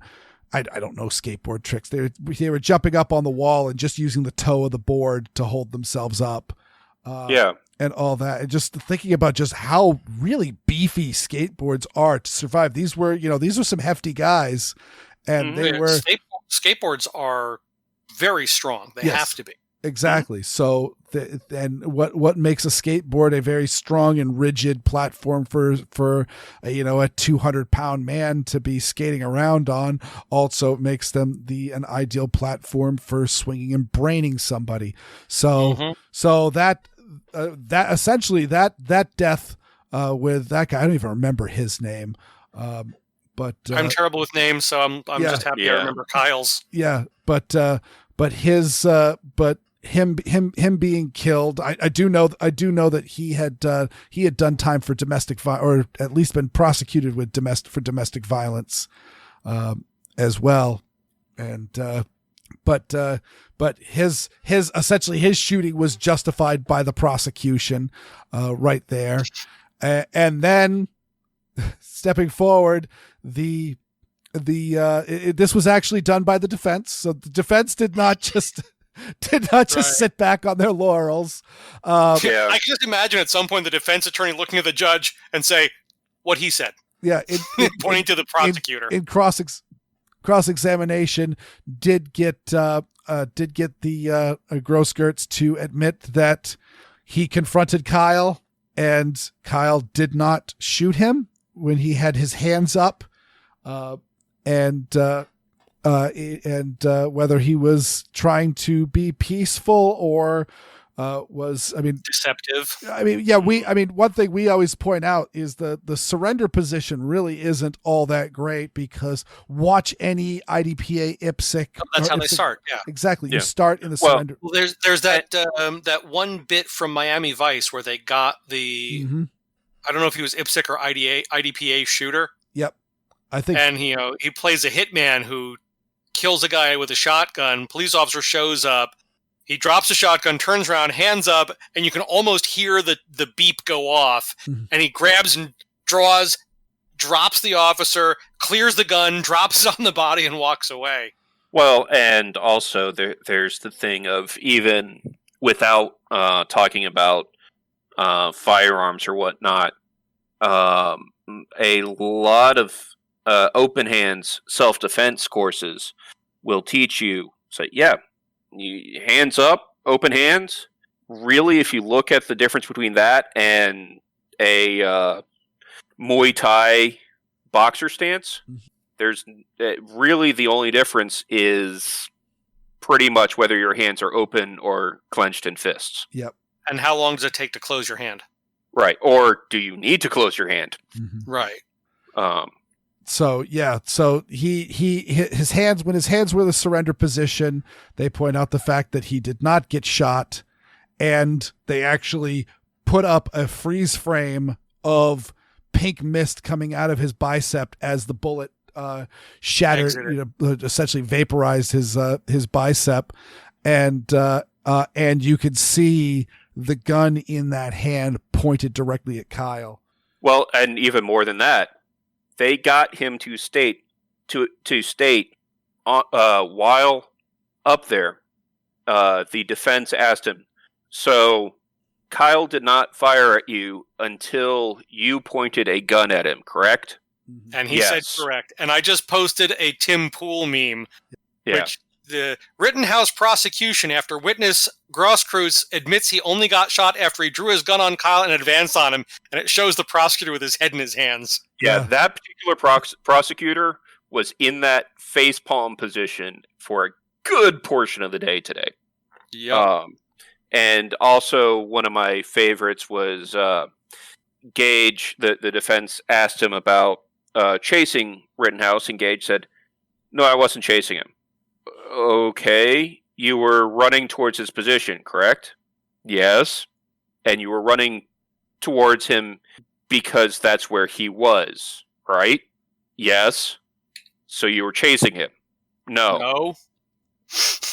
There were multiple times during the trial today that the defense, and it wasn't just with Gaige, it was with other witnesses for the prosecution, that the defense asked a question and the response given by the witness just caused the defense attorney to stand there and blink a few times.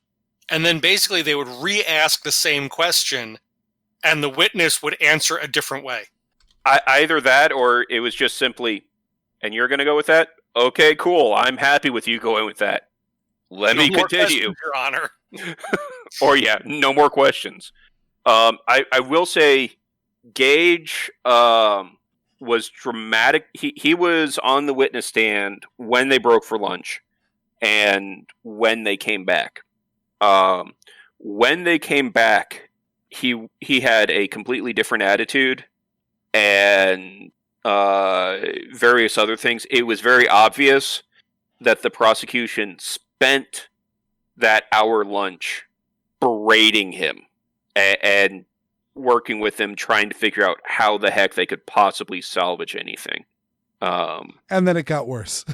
It didn't help him. No, but I gotta say, what do you think? Do you think that this is this case is being thrown because this? I mean, there's incompetence. It's hard to argue against that, honestly. And I actually had a theory that is not quite as, it's not sinister. Is that I just actually went into another Discord room, just seeing someone, and I posted. Let's see, when did I make this post? But I have up on my blog, it was August of 2020. So over a year ago, when this was going through, I just went through and just dug up all the information I could. I've got the arrest records of the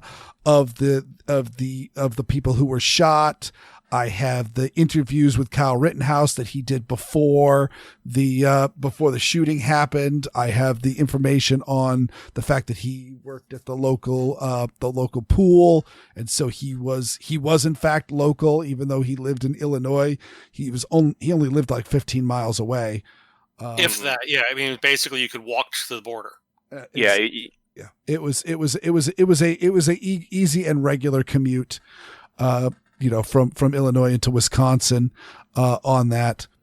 And so I've got all that information. And honestly speaking, all of this stuff is still, there's nothing that's really changed on any of this information. There's a little bit more information, but not a ton, that's been presented. Really the only question is that there's some stuff that I was speculating back then that is now being openly stated, such as, was there somebody else firing before Kyle discharged his rifle the first time, and that was absolutely confirmed by the prosecution that there was a man firing a gun. There were gunshots. Yeah. Exactly. But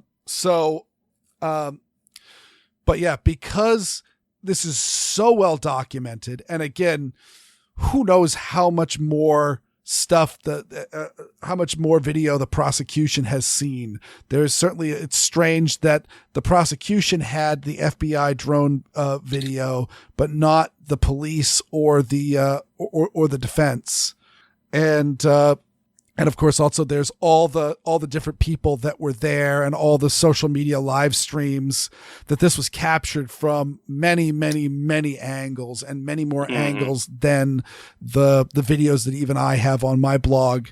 And it's all, like I said, all very, very clear. Like the one shooting that I was not so sure about was the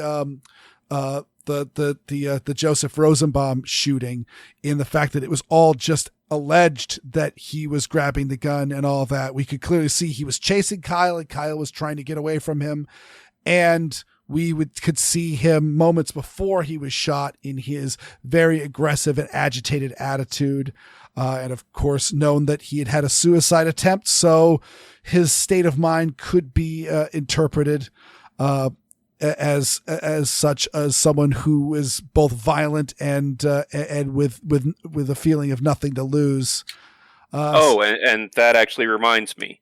One of the witnesses talking about the Rosenbaum shooting. Again, we've only seen prosecutors' witnesses and evidence up to this point. The defense hasn't even started their case. Yes.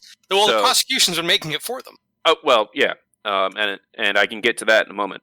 But one of them, they were the witness talking about the shooting of Rosenbaum. The prosecution tried to get the witness to say that Rosenbaum was falling, and so Rosenbaum was falling. So no, he was lunging aggressively at Rittenhouse, trying to grab the gun. So he was falling. So yeah, it's like no. He was lunging. Okay, so when Rosenbaum was falling, and the witness actually finally said, "That is not my testimony." Oh yeah, that was somebody posted up a clip of that, and I'm like, I do not have words. This is like something out of a bad courtroom procedural. Right, and this is the prosecution's witness. Did the prosecution do any homework at all, or any prep, or any? Yeah, one asking a question that they didn't already know the answer to for their witness, and two, going into a question where that answer was extremely detrimental to their case, and then just trying to badger the witness while the witness was on stand to change their answer just is ridiculous. And by the way, I was watching it all today on Rokita Law on his YouTube stream, and that is a wonderful way to watch it because, and I would, if you're interested in the how things went today, yes, it's a giant stream because they streamed the entire freaking day, but it was him. He's a lawyer, which should be obvious by the name of the YouTube channel. Him and a bunch of other lawyers, and they changed throughout because some of them had to do actual work or sleep or whatever. Doing commentary on the live stream, and they were just in hysterics at points. And actually, before I can't remember if it was before they came back for lunch or shortly after they came back from lunch, and Gaige was still on the stand, or just after Gaige stepped down.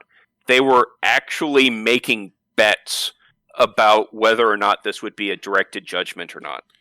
Yeah, I mean that's where I was getting at with this conspiracy theory is I'm wondering if because there's so much evidence and the evidence all points in one way, and let's be honest. I mean, we talked about George Zimmerman, and George Zimmerman is not an angel. He is not the perfect defendant.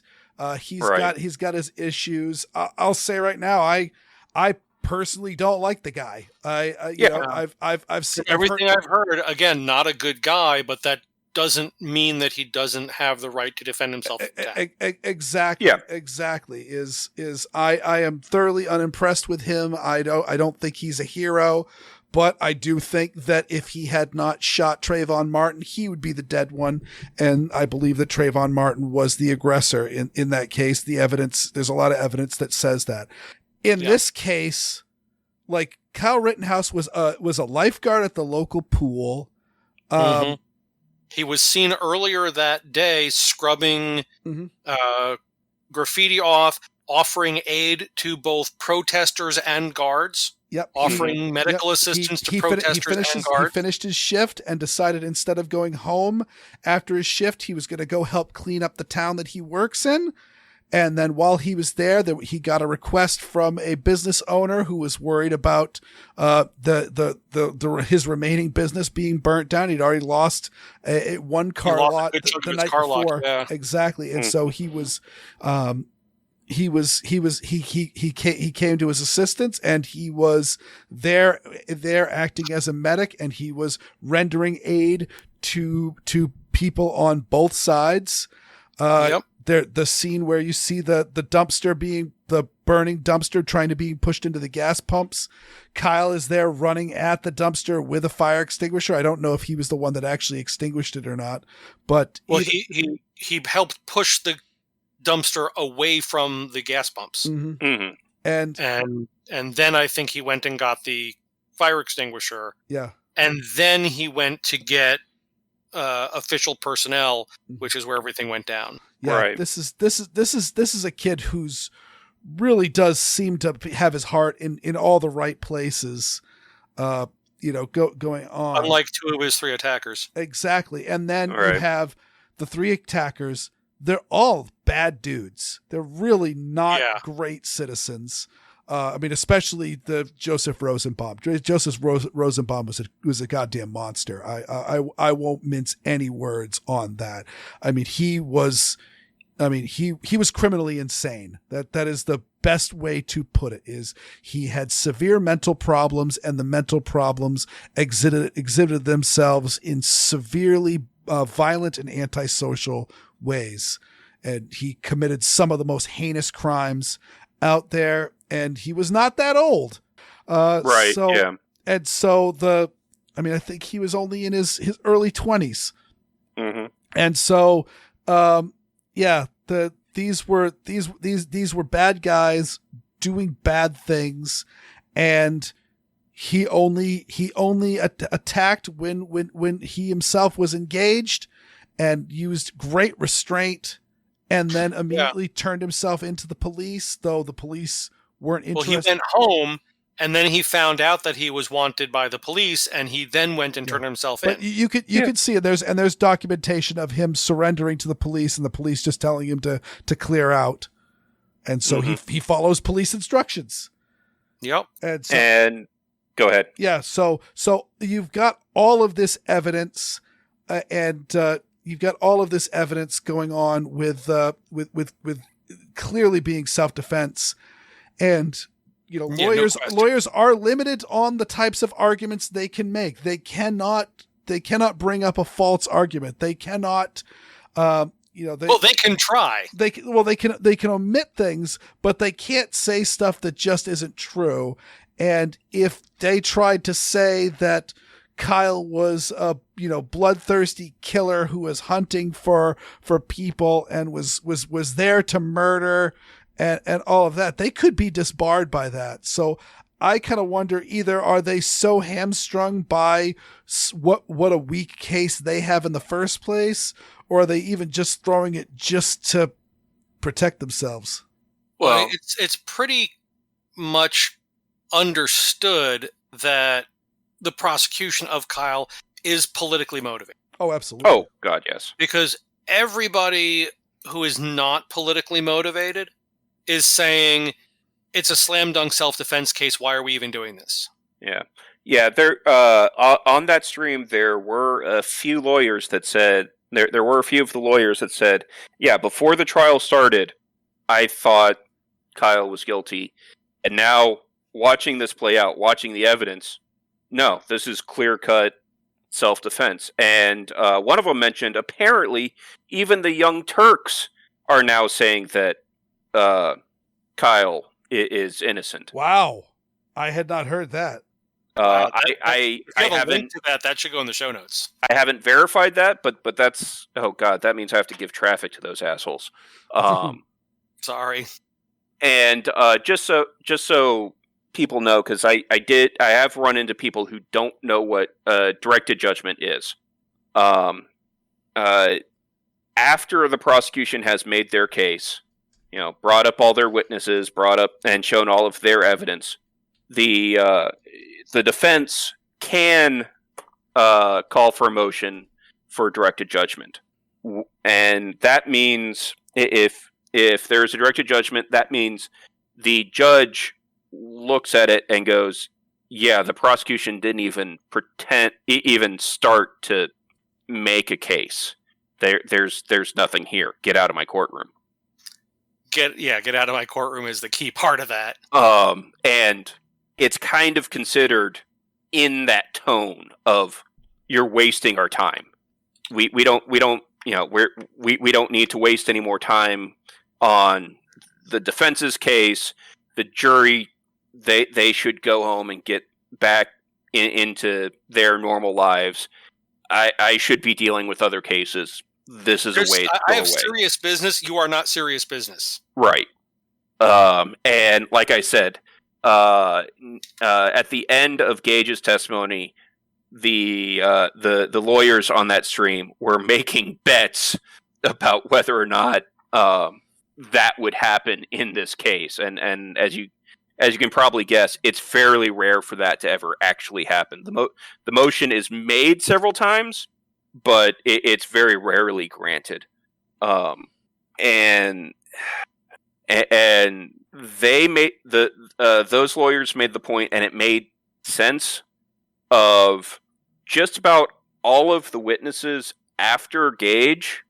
The prosecution was just stalling for time to burn out the rest of the day so that they'd have overnight to try to figure out what to do next. Mm-hmm. To drink and sober up and come up with ideas. Yeah, because they had people, like, they spent a lengthy amount of time with the ballistics forensics expert talking about whether or not the round came from Rittenhouse's rifle, which isn't in dispute. So, well, didn't she also use some fairly discredited talking points?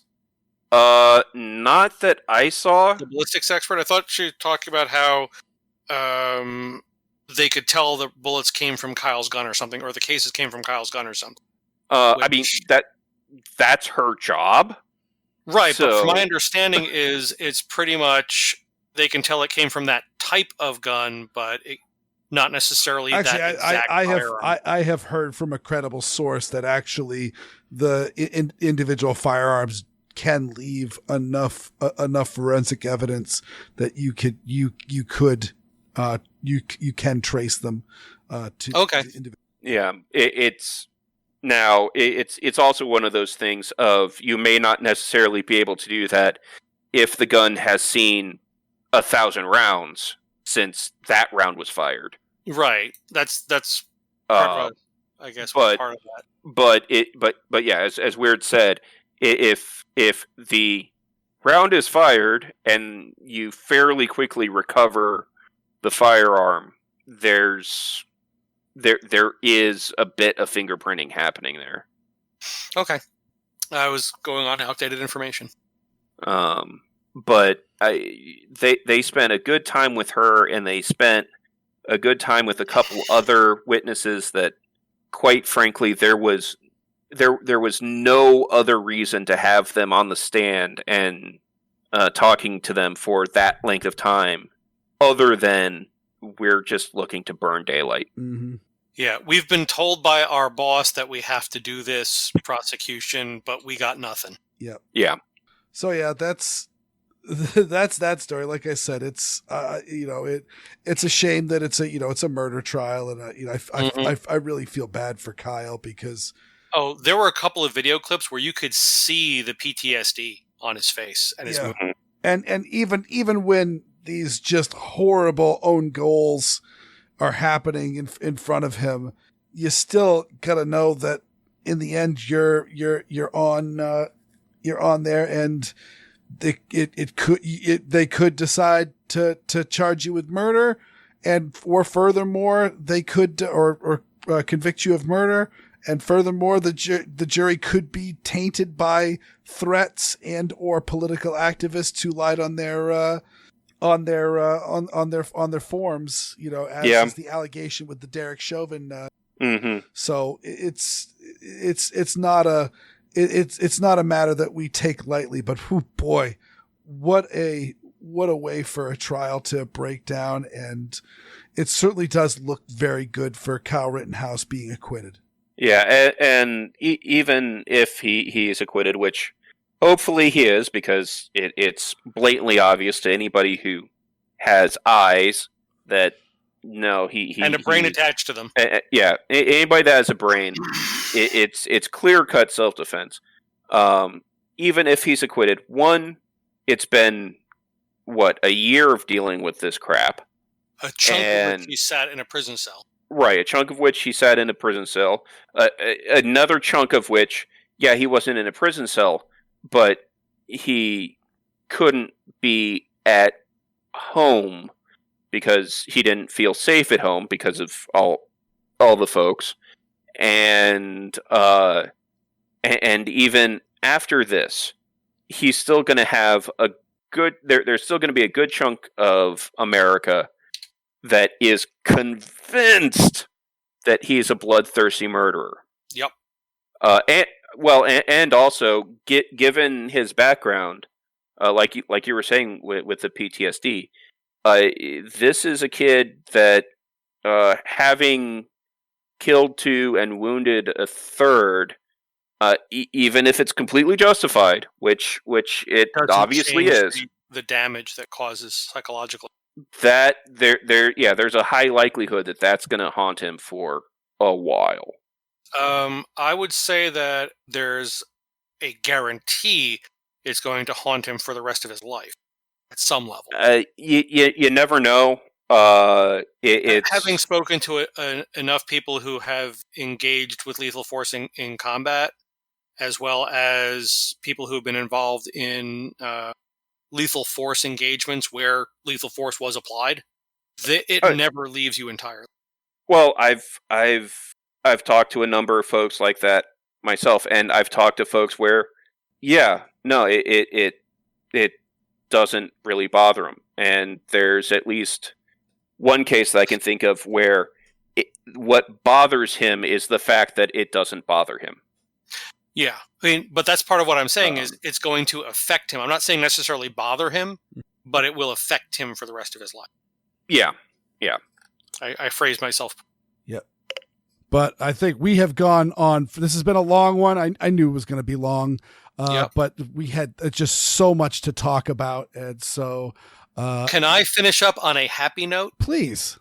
Okay. Not a high note because my voice doesn't do that. But there you go. But a happy note. Remington Arms moving headquarters from Ilion, New York to Georgia. Yeah. So unfortunately, Tennessee's not getting them. Yeah, but they went a little bit too far. They should have stopped in Tennessee. Yeah, I mean, they could have rented moving space with Smith & Wesson. Right? But yes, they're actually moving. Would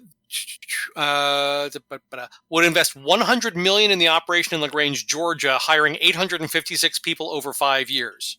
They're up to 350 workers now, and they're looking to add more employees. And so they're going to be the research and development and corporate headquarters will now be in Georgia. And they're owned by Ruger now? Is this there's a couple different people who bought. I don't know who owns the firearms side. Remington that's the fun one. The Remington Firearms Company is owned by a company that was basically created to buy them. Right. And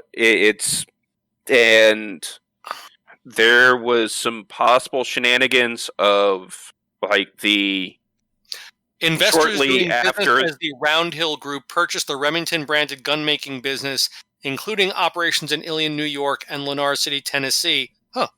I did not know they were in Lenoir City, Tennessee. That's just down the road.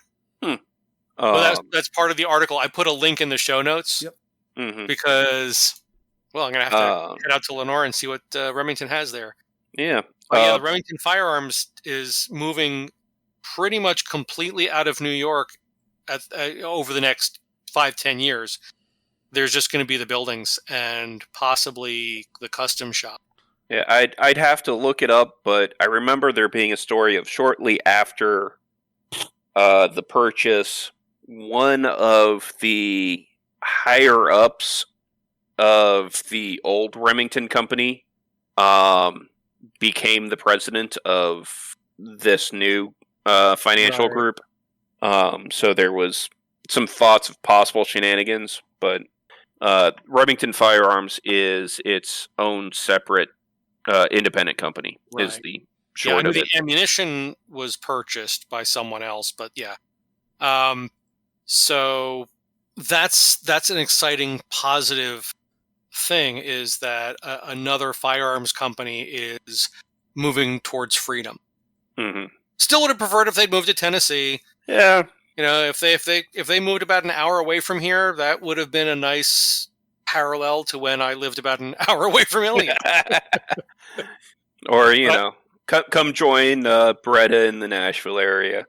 Yeah, or somewhere in between. So, or somewhere in between. Yeah. Nope, there's an hour away is Remington. An hour past that is Beretta, and then what about 2.5 or 3 hours is Barrett? No, Barrett is less distance from you than Beretta. Barrett I thought Barrett was over by Memphis. Okay. No. Actually, sorry. With it's down near Murfreesboro.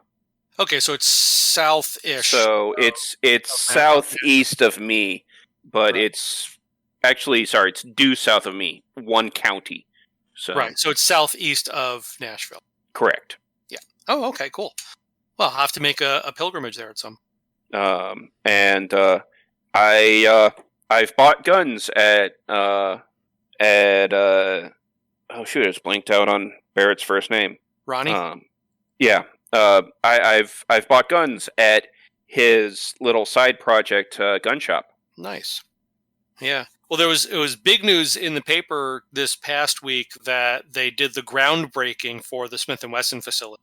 All the people in the fancy hard hats and the fancy shovels scooping the symbolic dirt.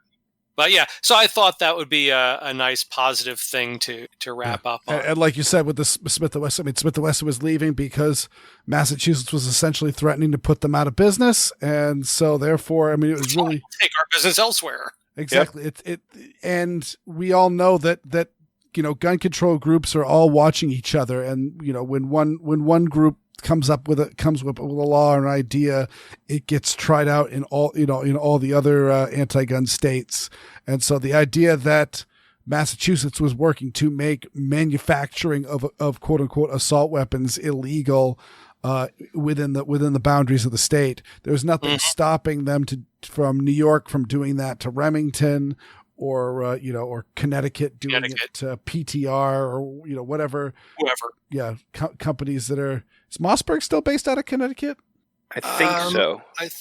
They have a presence there. I don't know if that's where their main manufacturing is anymore. It's just it really is only good business sense that if you are one of these many gun companies, because of course, the Northeast was was essentially the cornerstone of the American Industrial Revolution. So they were making all of the machinery and equipment in the Northeast. If you go back far enough. So that's Mossberg. While the corporate headquarters are still in North Haven, the company has moved nearly all firearms production to its Eagle Pass, Texas location. Well, there. So that's yeah, and that's the same with Beretta. While Beretta's moved all of their manufacturing to Gallatin, they haven't moved the headquarters yet. Yeah. But anyway, like I said, the manufacturers moving out of the unfriendly states to more friendly states, I think, is a positive note to end on. All right. Well, you know what? That is great, and I would like to thank David for coming on this lovely ACB roundtable. My pleasure, and I'm not just saying that because I ate a Chick-fil-A today. and thank you, Oddball. Oh, always a pleasure. And I'm Weer'd, and I'd like to extend a very special thanks to every single one of our listeners, but of course, extra special thanks to the supporters on Patreon. Thank you so much for doing all that. We've got all sorts of bonus stuff if you want to hear more of us. If this, I don't even know how long. It's like almost 3 hours worth of podcast we've got here. If this probably closer to 2 once you get the pre-show shenanigans. It's probably gonna be closer to 2. That's true. But either way, this still long. This long podcast, we've got more stuff. We've got blooper reels. We've got a bonus episode that we do every month. And movie tracks. And we've got our film tracks. We watch a lot of movies. And some of them are even good ones. Yes, and they're going to claim they're going to try to get me to watch one after this, and I'm going to go straight to bed. So Quitter. Go to patreon.com/SorryCaliberspodcast if you want to sign up for that. And you can also listen to me on Handgun Radio. David was on very recently. I don't know when that's going to post, but sometime this year. We should get Oddball back on. We should do Oddball and I on Handgun Radio and just completely talk over Ryan. I was actually thinking an episode we just call it Trash Panda and just talking about our love of terrible firearms. And I'll just pull out the crappy ones that I have. Because I'm just that would be the Oddball show because he has the most terrible firearms. Yeah, what's Oddball's expertise? Oddball's expertise is falling in love with junk. So expensive knives and cheap guns. Exactly. And yet I yet to have a Ring of Fire gun. Oh, I've got That's only for lack of trying. So yeah, and of course I was talking with Erin, and hopefully she will be back very, very soon. Good. And so because sometimes these shows are awesome, and sometimes they don't have Erin. There is that. And sometimes she just needs a break from us. Yes. And that is our podcast. So good night, everybody. Night, everyone. Let's do the whole village.